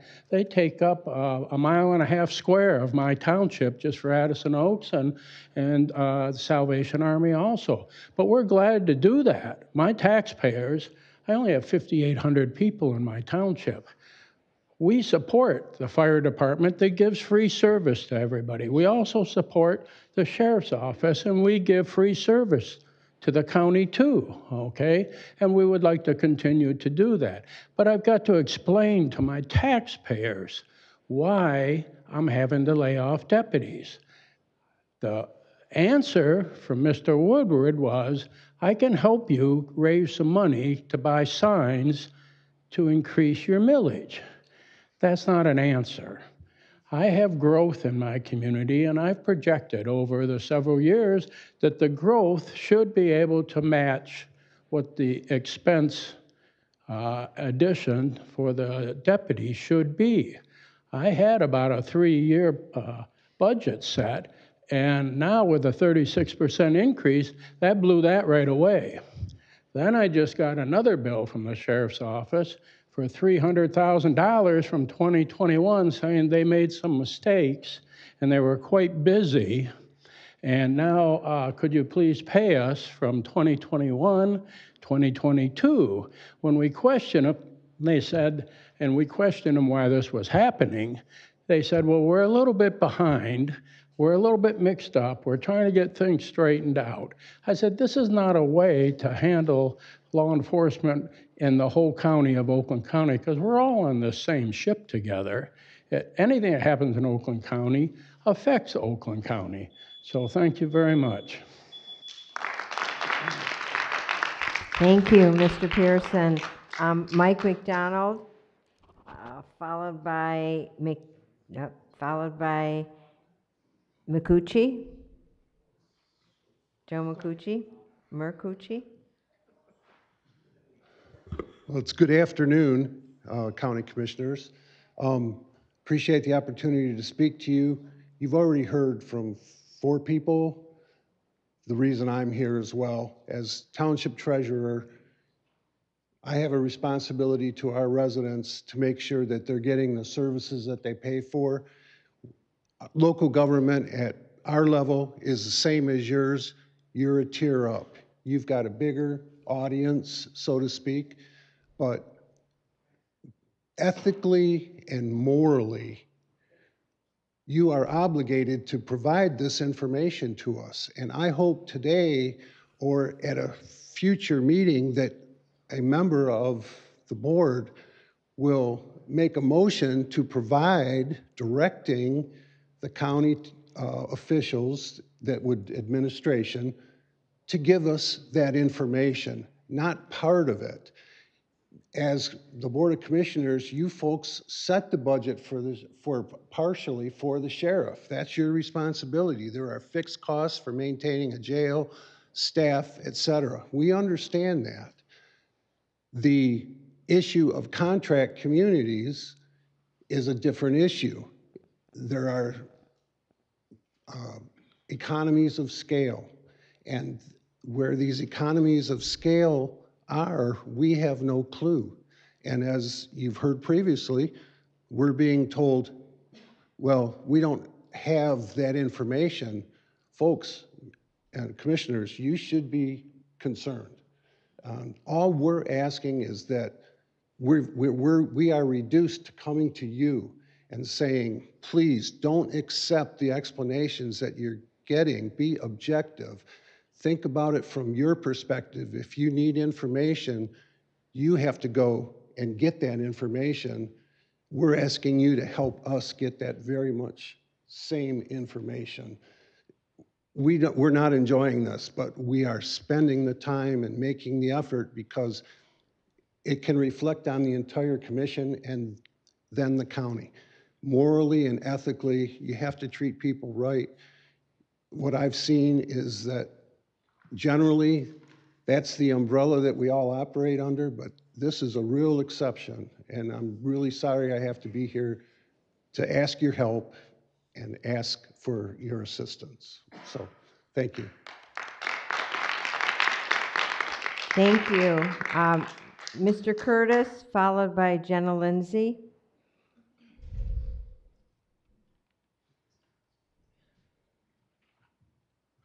Good afternoon. Just for clarification, it's Marucci. And I Sorry. know you meant no slight, and I'm not trying to insult you, but Sorry. I just wanted to make it clear. But so I'm here. I've been in local government for over 40 years, and that's a heck of a long time. I worked in Wayne, I worked in Macomb, and I'm now back in Oakland. And when I came to Oakland years ago, I always thought, my God, I wish Wayne County would have been like this. That's one reason I left that government level. But it really is disappointing to be here when a government sues a government. It's totally embarrassing for us as residents. It's embarrassing for us as administrators, and I think it's embarrassing for elected officials. If you just give what Supervisor Barnett asked for and what the board promised, just give it to us. Dealing with FOIA, I only know of two reasons you don't fill a FOIA. It's either confidential or it doesn't exist. And I don't think Supervisor Barnett has been told what the reason was, other than we don't really want to give it to you. The other reason is, if you look at, I was at the Finance Committee meeting last week, and I was absolutely surprised and shocked at the way Supervisor Barnett was treated. I'm not here to carry his water, but just view the video. Not only was he summarily dismissed after 3 minutes, and everyone gets 3 minutes, he wasn't asking for more, but the way some of the commissioners there and the staff people responded to him, standing up and pointing and being aggressive, I thought, this is not going to go well. And unfortunately, he's had to file a lawsuit. Now I've found out in my long career, the time to settle this is now, not in court, because then there's two losers. If you can do something, but just comply with the resolution that you adopted in November 21st of 2024, and thank you for your time. Thank you. Mr. Curtis, followed by Jenna Lindsay. I'm going to read off my chicken scratch here. Good morning, Commission. I'm Jack Curtis, Oxford Township Supervisor. I'm here today seeking your help in getting some actual costs for sheriff services provided to our township. Fortunately for me, my commissioner, Spiz, came to me in about April or May of 2024, and we were reviewing the budget, and he said, there may be an increase in the sheriff services cost. So I reviewed the millage, and fortunately, we had an opportunity to put on our August election series in 2024 an increase in our millage for our sheriff services. Great. Along comes the increase. We're fine the first year. I had some sassy comments with Commissioner Cavell, and we've apologized and talked about it, and we realized what it is. All we're seeking is the truth and fairness, and that's what I'm asking this commission for. I have a list of emails that I sent back and forth. Mr. Leffler sent an email dated March 18th, and he stated we owed him $101,000. Well, we're not going to invoice you for it. So I tell him, okay, I send back an email, and I copied all of y'all. All the commissioners got it. 2 responded, thank you, and I don't know you, Yolanda Smith-Charles, thank you. And Commissioner Chair Woodward, he did respond offering to host. So my email back in late April, I received a county spreadsheet for the contracts by region. And when I put those numbers together with Mr. Leffler's bill, it showed that you owed me $1,284,000. So I put that in a note, 2-point note, and I sent it back out and yet to receive a response for it. But a difference of me owing you $101,000 and you owing me $1,284,000, there should be some dialogue here which we can't get. Mine's been through email. We were fortunate enough to cover our first year. We're going to probably cover our second year. The third year, we're going to have to do some laying off. Nobody understands overtime with the sheriff's department than I do. You want to talk about a $500,000 bill from the schools to protect students at baseball games, football games, school board meetings? Come on over, we'll chat. This was totally blindsided us, and I can't get the proof why this actual cost. I have a differentiation of me owing you $101,000 versus you owing me $1.2 million. And that's all I'm asking for. And I've done it in emails, and I haven't been vocal. All I stated was those 2 points and a professional courtesy in resolving this matter. That's what I look forward to. Thank you. Thank you. Jenna Lindsay, followed by Samantha Hunt. Hello. I wanted to say at the start that I think it's very interesting that Dave Woodward had a hard stop, but yet the meeting started like 40 minutes late. Probably should have been on time, knowing that he had a hard stop. But anyway, lately I've been hearing a lot of talk, particularly from Dave, about political violence. He's repeatedly referred to the organizers of his recall as advocates for political violence. So I wanted to talk about violence. Some violence that I've been seeing is spending public tax dollars while ignoring the voice of the people. Taxation without representation, that's violent. Calling dissent political violence is violent. Communities afraid to go to the doctor, to school, to the grocery store because they might be targeted, harassed, or kidnapped by armed and masked ICE agents, that's violent. This board refusing to do anything to protect the residents of Oakland County from ICE is violent. 68% of Americans living paycheck to paycheck, that's violent. The top 10% of Americans owning 92.5% of the wealth, that's violent. The Voting Rights Act being gutted by the Supreme Court, that's violent. The forced and false inevitability of AI, that's violent. Billionaires getting tax breaks and influencing election while grocery store prices and gas prices and housing prices increase, all while worker pay remains stagnant, that's violent. OpenAI, the creators of ChatGPT, seeking federal immunity if their product kills 100 or more people, that's violent. Giving millions and millions of dollars in tax breaks to weapons manufacturers and weapons component manufacturers like Fanuc and Pontiac, that's violent. Anyone in this county or in this country facing hunger or food insecurity, Well, this is the wealthiest country in existence. That's violent. The founder of Palantir, which backs Flock, publicly saying that his company's goal is a mass surveillance state. That's violent. Ramming AI and data centers through whilst ignoring the strong opposition from the surrounding communities, the toll on the environment, the water supply, and the health of the people, that's violent. Republicans and Democrats putting party above the people, that's violent. Politicians enriching themselves while stymieing the will and silencing the voice of the people is violent. Going to meetings, committees, and the news and lying about the movement and the people involved, that's violent. We just don't want politicians that are running this country into the ground. We demand public servants that actually serve the public. Thank you. Samantha Hunt, followed by Danielle Mallon.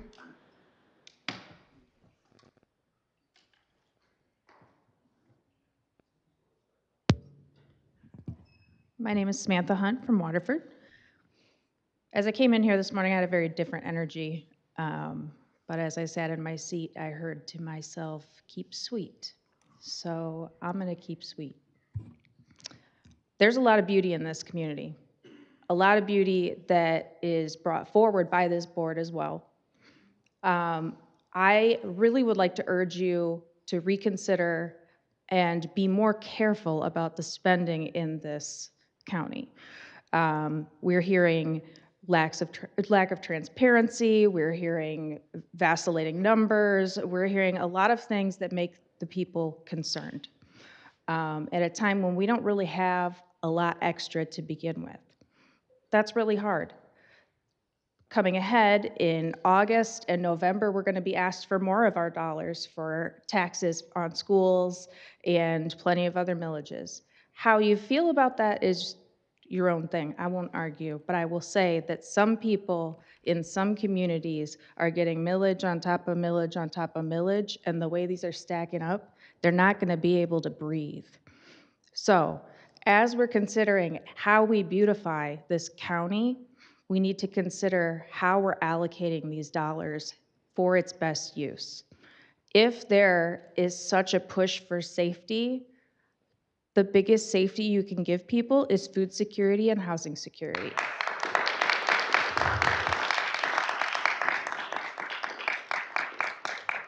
Taking care of these two factors alone reduce crime. We know this is true because if you're not fighting for a roof or fighting for the food in your belly, you can think about things, you can dream about your future and see yourself in it.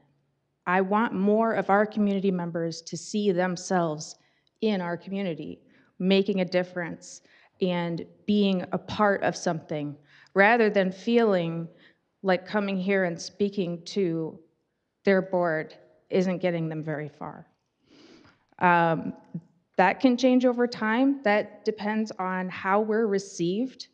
And I can understand it must be very difficult to receive a lot of hate at once. You have a very difficult job. I don't like hearing bad things about myself, especially if they're untrue. So I will say with gratitude that while we disagree with many of you on a day-to-day basis, the biggest concern and the reason that comes through is because we're scared. We care about our communities, and we want you to see that. So thanks for what you're doing. Keep trying, keep looking at these numbers, because things aren't adding up, and we don't like it. Thank you very much. Sir, in the back, are you, I know you were given a chance to come forward. Do you want to go next, or you have to leave? Okay, what was your name? Okay, and Dana Binkowski, you also were waiting, so we'll do you two next and then continue on. Thank you. Good afternoon. My name is Danielle Mallon. I'm a resident of Birmingham. It's been 4 months that I, along with my fellow Oakland County residents, have been showing up, sending emails, making phone calls, and giving public comment about the presence of DHS and ICE in our community. During this time, there's been exactly one meeting of the Community Safety and Civil Rights Ad Hoc Committee. We are still waiting for action from the board. We're asking the board to act immediately on the following: approve $50,000 for legal aid to support impacted families, approve $100,000 to address food insecurity for impacted families. We are asking for no 287G agreements with ICE. Verbal agreement from the sheriff or undersheriff is insufficient. It needs to be codified as policy so no future administration enters into an agreement. And finally, I am also asking the county to terminate the contract with Flock immediately. These drone cameras are a threat to our privacy and civil liberties. I do not want to live in a surveillance state, especially when there are questions about who owns the data that is being collected. Thank you. Thank you.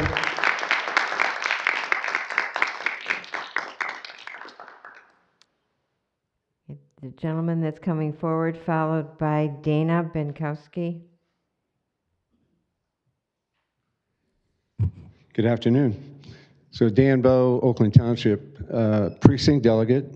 So I represent 2,000 of your constituents who really want you to be transparent with these 12 counties that you provided allocated numbers to. I think it's an opportunity for the board to really restart a partnership that you've always had. The lawsuit that resulted, that can be easily removed probably today, but that's up to you. Belief is the driver of action, and I think your constituents believe that you want to do the right thing. There's a lot of dissension right here in this room between the commissioners. You need to start putting your egos and all these alternative issues aside, partisan issues aside, and focus on the issues at hand, focus on the solution. Because I'm looking at results, not personalities. Thank you. Thank you, sir. Ms. Benkowski, followed by Martha Larry. Okay, thank you. So I am Dana Benkowski. I'm the former mayor pro tem in Fraser, which is in Macomb County. During my time on council, we were presented with flock cameras, and this was several years before there was so much information and visibility about what that would entail. At that time, I thought that I had educated myself prior to the vote, but I also fell for the flashy flock camera sales pitch, and I made a mistake. It's not easy to stand here and say that. I'd like to say that as an elected official, I had some higher understanding or was immune to error, but I made a mistake because I'm human. When you're an elected official, you spend your time campaigning on what you will do, how you'll do it better, how you'll listen, and how you'll fight. During my campaign, I also promised that I didn't have all the answers. I would educate myself and admit fault when it happened. I made several unpopular votes from up on the dais, but this is the only one that I regret in favor of flock cameras. But at least I had the courage to stay, to vote, and now admit fault. 1,552 residents took the time to vote for me when I was elected. Real people, not just numbers, that selected me on a ballot. In the last election, approximately 716,202 voters cast their vote for Oakland County Commissioners. Roughly 72% of registered voters came out to cast their vote in Oakland County. That's an astounding number. And it's not too late to admit that you made a mistake and right the ship. English author Edward Bulwer Lytton wrote the famous phrase, "The pen is mightier than the sword." And next time Oakland County voters will use that pen to fill in a circle next to a name other than yours. Thank you, Dana. Martha, followed by Jackie Myers.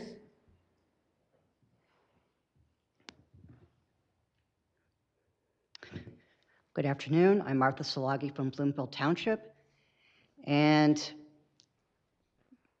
there have been at least 30 cities and counties across this nation that have canceled flock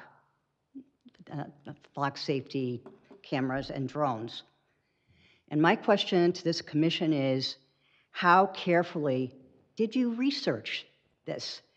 Why did you not think about consulting these other cities and counties I don't see that you did.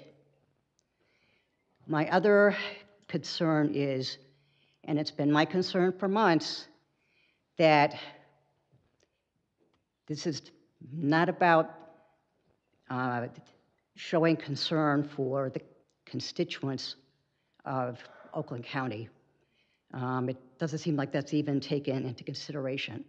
And we're not even talking about lack of transparency and compromised ethics. So the people have decided that we've had enough. We are revolting non-violently. We are not terrorists.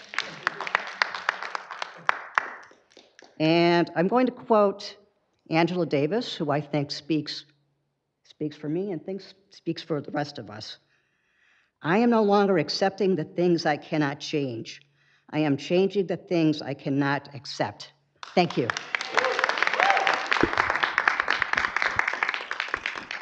Thank you. Jackie Myers, followed by Laura Vogel.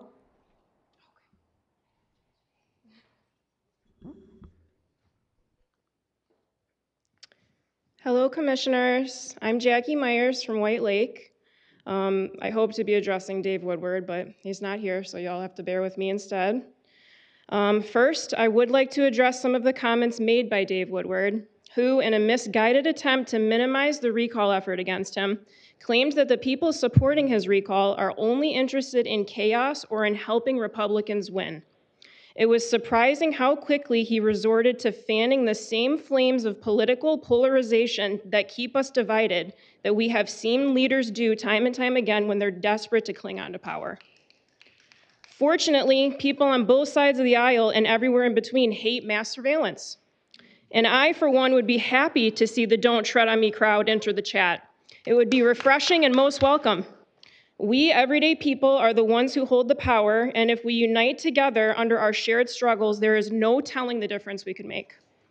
I don't care whether someone is a Democrat or a Republican, in government or otherwise, and recent years have revealed how flimsy the distinction is anyway. I care whether my representatives act on behalf of the people and whether someone would help my neighbor in a time of need.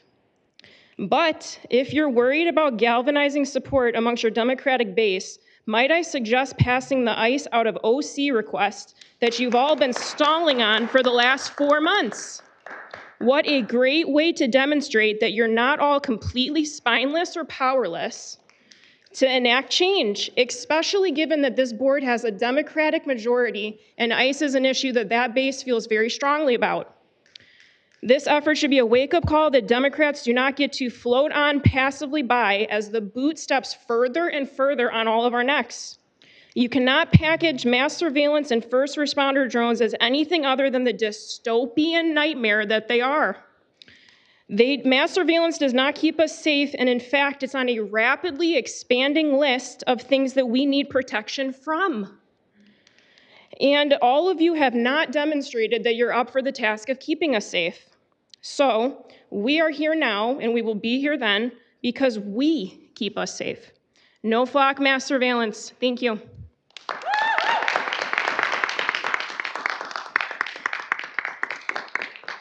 Thank you. Laura Vogel, followed by Marguerite Gupta. White Lake, yay.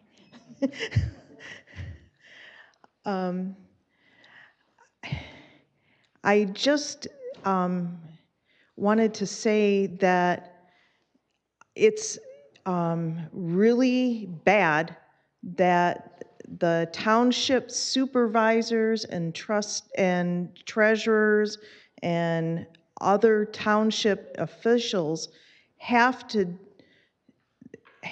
just be limited to 3 minutes to have their questions answered. I shared with Chris that I mentioned him at last meeting, and it's like, oh, wow, Chris isn't here. And maybe he got the answers. Well, you know, now I know he just had other things to do. Shame on you. Shame on you.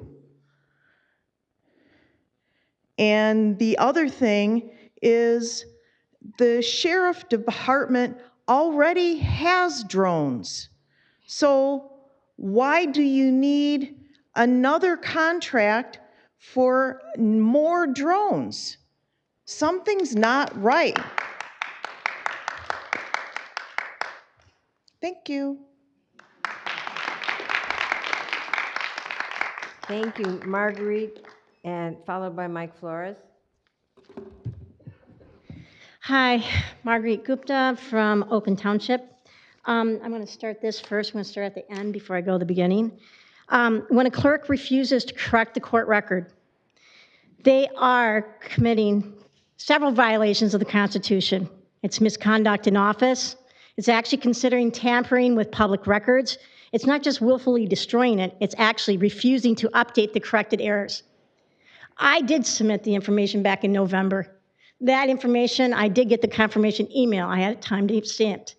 It went to corporate counsel. Corporate counsel, Mary Ann Jurgi, says, your case is closed. I said, okay, where's the case number? Corporate counsel has known about this since September of 2023. They've known that 5 Zoom hearing records have been corrupted. Negligence and liability, civil infractions and reporting violations. And most of the employees that are in director positions of our county have their law degree. The state court administrator or clerk, which is the court administrator of Oakland County, refusing to assign a case and file number or open a case and file generally violates a mandatory ministerial duties prescribed by state court rules and statutes. This constitutes as a denial of access to the courts and of fundamental constitutional rights. This is denial of due process. This is violation of mandatory duties. This is violation of administrative rules. And most significantly, when county commissioners generally enjoy the broad immunity for their discretionary actions, the protection is not absolute. When you have, especially regarding the failure to investigate judicial corruption, you guys are not protected. Their immunity status depends on whether their actions were deemed legislative, administrative, or discretionary. But when you guys know that the courts are allowing the Zoom hearing records being tampered with, altered to fix cases, to fix the transcripts, that is criminal. And it is even more criminal when there's a pattern of 4 more that have it behind it. And actions of the chief judge, Judge Lisa Langton, court administrator, Mr. Kevin Offner, and now Mr. Lynch, and then the state court administrator and the regional state court administrator, all of them say, nothing here. That's a problem. You guys are leaderships in this position. You guys have the ability to say, you know what? Let's just go check that court case record to see if there's anything in it about fraud upon the court. Go ahead. There isn't any. There's not one investigation in 4 years. Why? The state court administrator will say, yeah, we did one. Well, 4 more Zoom hearings after that investigation shows that investigation never was done properly because it continued to go on. This is a problem, guys. You've got the state court administrator having the noose around your guys' neck in every turn. Thank you. Thank you. Thank you. Mike Flores, followed by Phil Decchio. Buenas tardes. My name is Mike Flores from Troy, and I am Oakland County. This is now month 4. 4 months of residents showing up, 4 months of emails, calls, meetings, and public comments, and still no meaningful movement on the community ask. No actions, just thoughts and prayers, even during this morning's prayer. No urgency, and perhaps most disappointing of all, no additional ad hoc committee meetings scheduled to even make the community feel like y'all care. Meanwhile, families in Oakland County, our neighbors, continue living with fear and uncertainty. Y ahora quiero hablar directamente a nuestra comunidad. No deberemos sentir vergüenza por existir. No debemos sentir miedo por levantar nuestra voz. Y definitivamente no debemos sentir que no pertenecemos aquí en Oakland County. Nosotros somos parte fundamental de este país y de este condado. Contribuimos económicamente, contribuimos con nuestro, culturalmente y académicamente. Contribuimos con nuestro trabajo, nuestros negocios, y nuestros impuestos y nuestras familias. Nuestra comunidad tiene poder. Tenemos poder económica y política. Y tenemos el poder importante, más importante, el poder de organizarnos y mantenernos unidos. Porque cuando nuestra comunidad deja de comprar, deja de trabajar y deja de compartir, este país lo siente. No, pero por eso no podemos desanimarnos. Eso es exactamente lo que quieren algunas personas, que tengamos miedo, que nos cansemos, que pensemos que nuestra voz no es importante, pero sí es importante. Aquí en Oakland County vamos a seguir presente, vamos a seguir organizándonos, vamos a seguir exigiendo que todos los residentes sean vistos, escuchados y protegidos. Por favor, ayuden a proteger nuestra comunidad. Si ven a ICE, llamen a CAFE a 248-340-3775. Si necesitan apoyo, llamen a CAFE. Sigan a CAFE en Instagram, @OaklandCafé_. CAFE está ayudando a organizar y informar y apoyar a nuestra comunidad. Y para esas personas que pueden hacerlo, por favor, consideren una donación para apoyar este trabajo. No estamos solos. No nos vamos a rendir. Y no vamos a permitir que nos hagan sentir que no pertenecemos aquí en Oakland County. Porque sí pertenecemos aquí. Yo soy Oakland County. I am Oakland County. Thank you.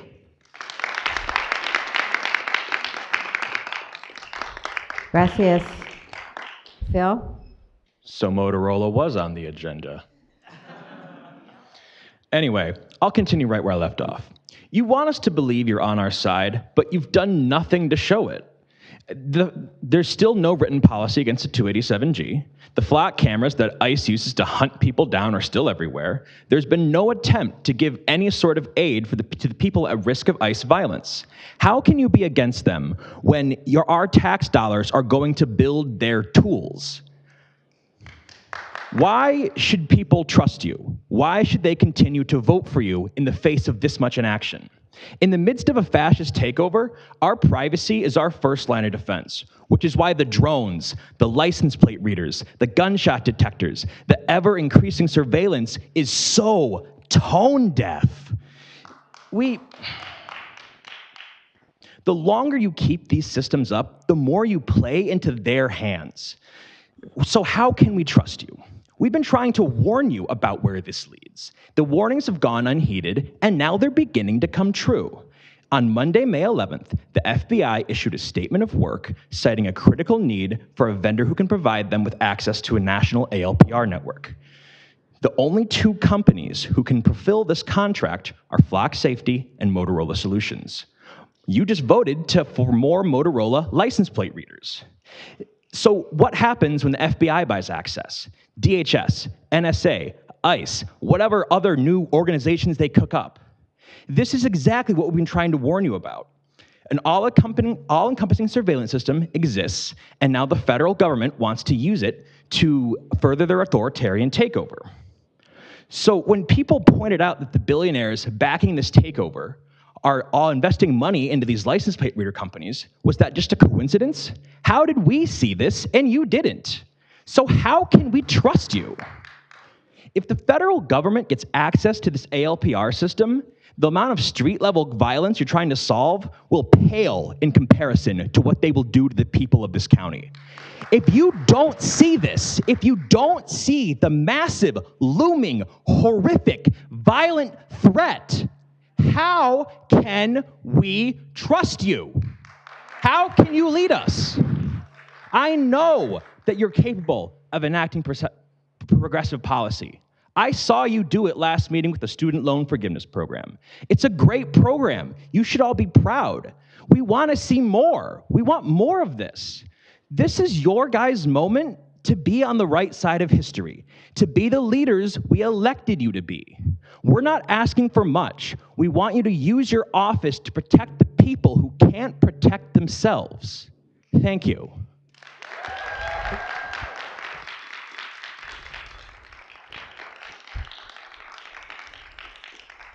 Thank you. That's all that's signed up for public comment. If there's anybody that would like to speak, please line up, give your name and community.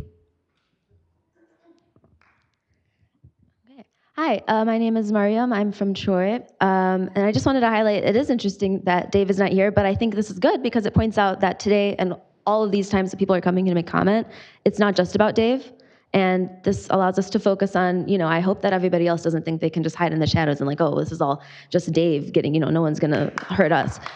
We're recalling Dave because that's the starting point and we're being realistic about, goals and achieving them. But everybody here is responsible and could be doing more, so I just wanted to make that very clear. And everyone here can still take action to pass food aid, legal aid, the moratorium on the AI drones. Like, you could be doing everything and you're doing nothing, and it's really disappointing. And I wanted to quickly pivot to just where the world is at today, because I feel like, I don't know if people are just on like some kind of autopilot mode of life where things get worse and you're just not paying attention and you're not realizing that you have the power to do stuff. So, it's it's not even 10 in the morning anymore. I was gonna say, I'm trying to wake you up. That didn't wake anyone up. Okay. Well, I was gonna say where the world is at is I found out yesterday that allegedly, apparently, we're out of fresh water in this planet by like 2030. You can still like turn salt water into normal water, but that's like expensive and stuff. So just like think about that reality. There are people that were born this year. They're gonna be less than 10 years old and the world is out of fresh water. That wasn't the case when you were less than 10 years old. Like, that's not fair. Like, what is this world that we're all having to live in? People are being hurt and traumatized every day, everywhere, all around the planet, right? And everyone's always reading these stories and feeling really heavy about it and feeling like, wow, I can't do anything. Everything in the world is just getting worse, regardless of where you stand about any politics, right? And the reason you get into politics is because you think that things could be better. That's what I'm looking at both sides of that, right? Like, you think that there's hope for things to be better, or that there are things in the world that you don't like and you want to improve. And so that's why I'm shocked with everyone here, because like the reason I love local government is because it's where you can actually have an impact. It's so easy to have an impact. It's you, your budget, and like your wildest dreams. And I'm not getting that energy here. You guys are acting like you're at jury duty. Like, this is not what local government is supposed to like inspire national government and be like a testing ground for new policies and look, hey, we can do this, hey, we can do that, because there's supposed to be not that much bureaucracy. And you guys are here creating it just because you don't want to take act because of these weird political like things where it's like no one cares about, like, Trump is not paying attention to what Oakland County is going to do. And if he does and sues, like, okay, deal with it. So I hope you show us that you deserve to be here, because that was the other thing, which is there are plenty of people who actually deserve to be here, who have the passion and excitement that I'm not seeing today. So thanks.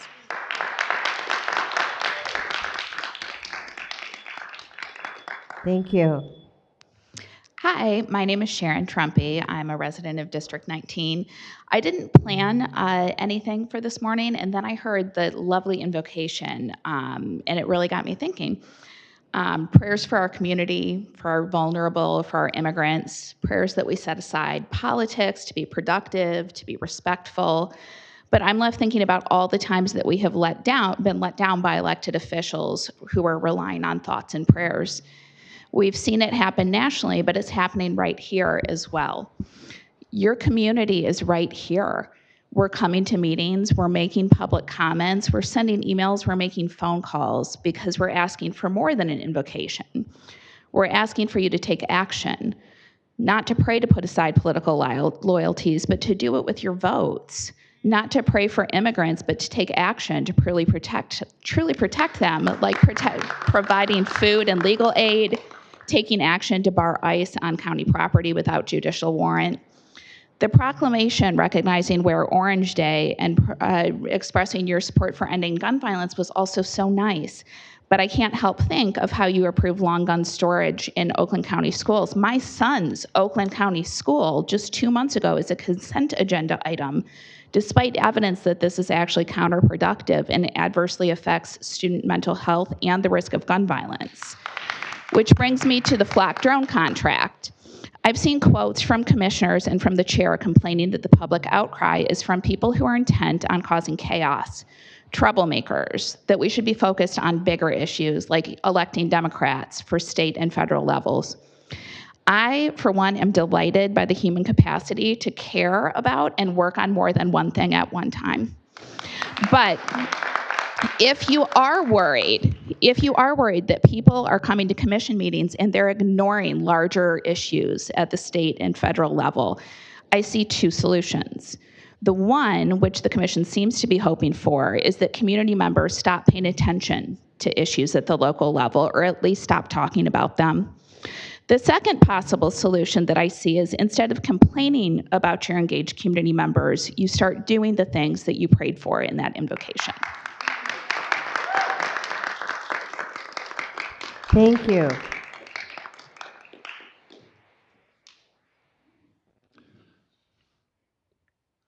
Mike Wise, Commerce Township. Christine Long is my commissioner. Things I trust more than Donald Trump and some of the members of this group. Flint, Michigan tap water, gas station sushi, Bill Cosby as the bartender, Taco Bell bathrooms, the football player Tom Brady putting air in my tires, a shark with a pet me sign, a North Korean trial, a shot from Dr. Jack Kevorkian, and a fart when I have diarrhea.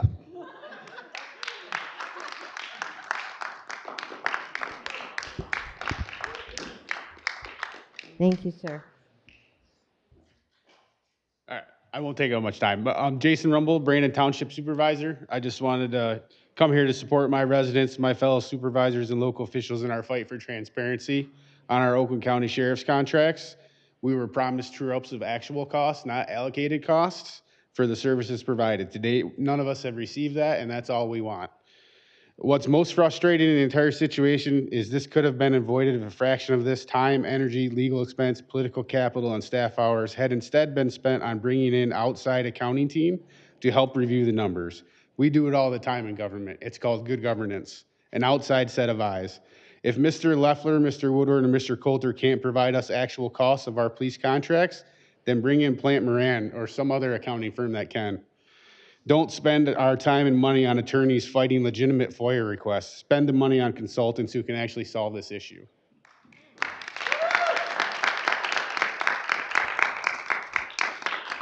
Thank you, Mr. Supervisor. Is there anyone else?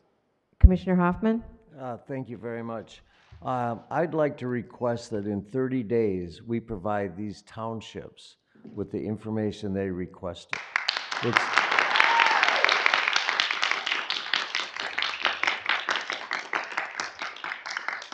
It's unfortunate they have to file a FOIA to start with, but then when the county does not respond to it, now they're in a lawsuit with the county. And I heard from the administration that because now they're in a lawsuit, we can't talk to them. That's crazy. We need to talk to them. They're our customers, they're our partners, they're Oakland County, and we need to get them this information. And it should not be that difficult. We should be able to put our hands on actual costs. So I'm asking that maybe through resolution or whatever, we ask the administration in 30 days, provide them with all this information. And I'm Thank sure you. any of us will do it. Thank you, Commissioner Hoffman. I do believe Commissioner Gingell is going to be meeting with the supervisors in his district. I would recommend all the commissioners that live in the district of any of these people that have come intervene. And I know that our finance chair has intervened many times. So thank you for your comments. Definitely I support moving forward on this for sure. Anybody else have any comments? Commissioner Lubes?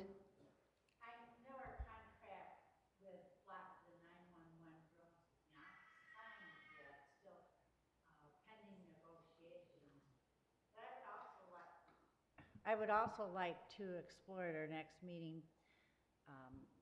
well, I'll go back. So both Flock and Skydio have offered to do a test pilot program. We elected to go with Flock and then Skydio, but perhaps we could reverse that and have conversation at our next meeting about going with Skydio first.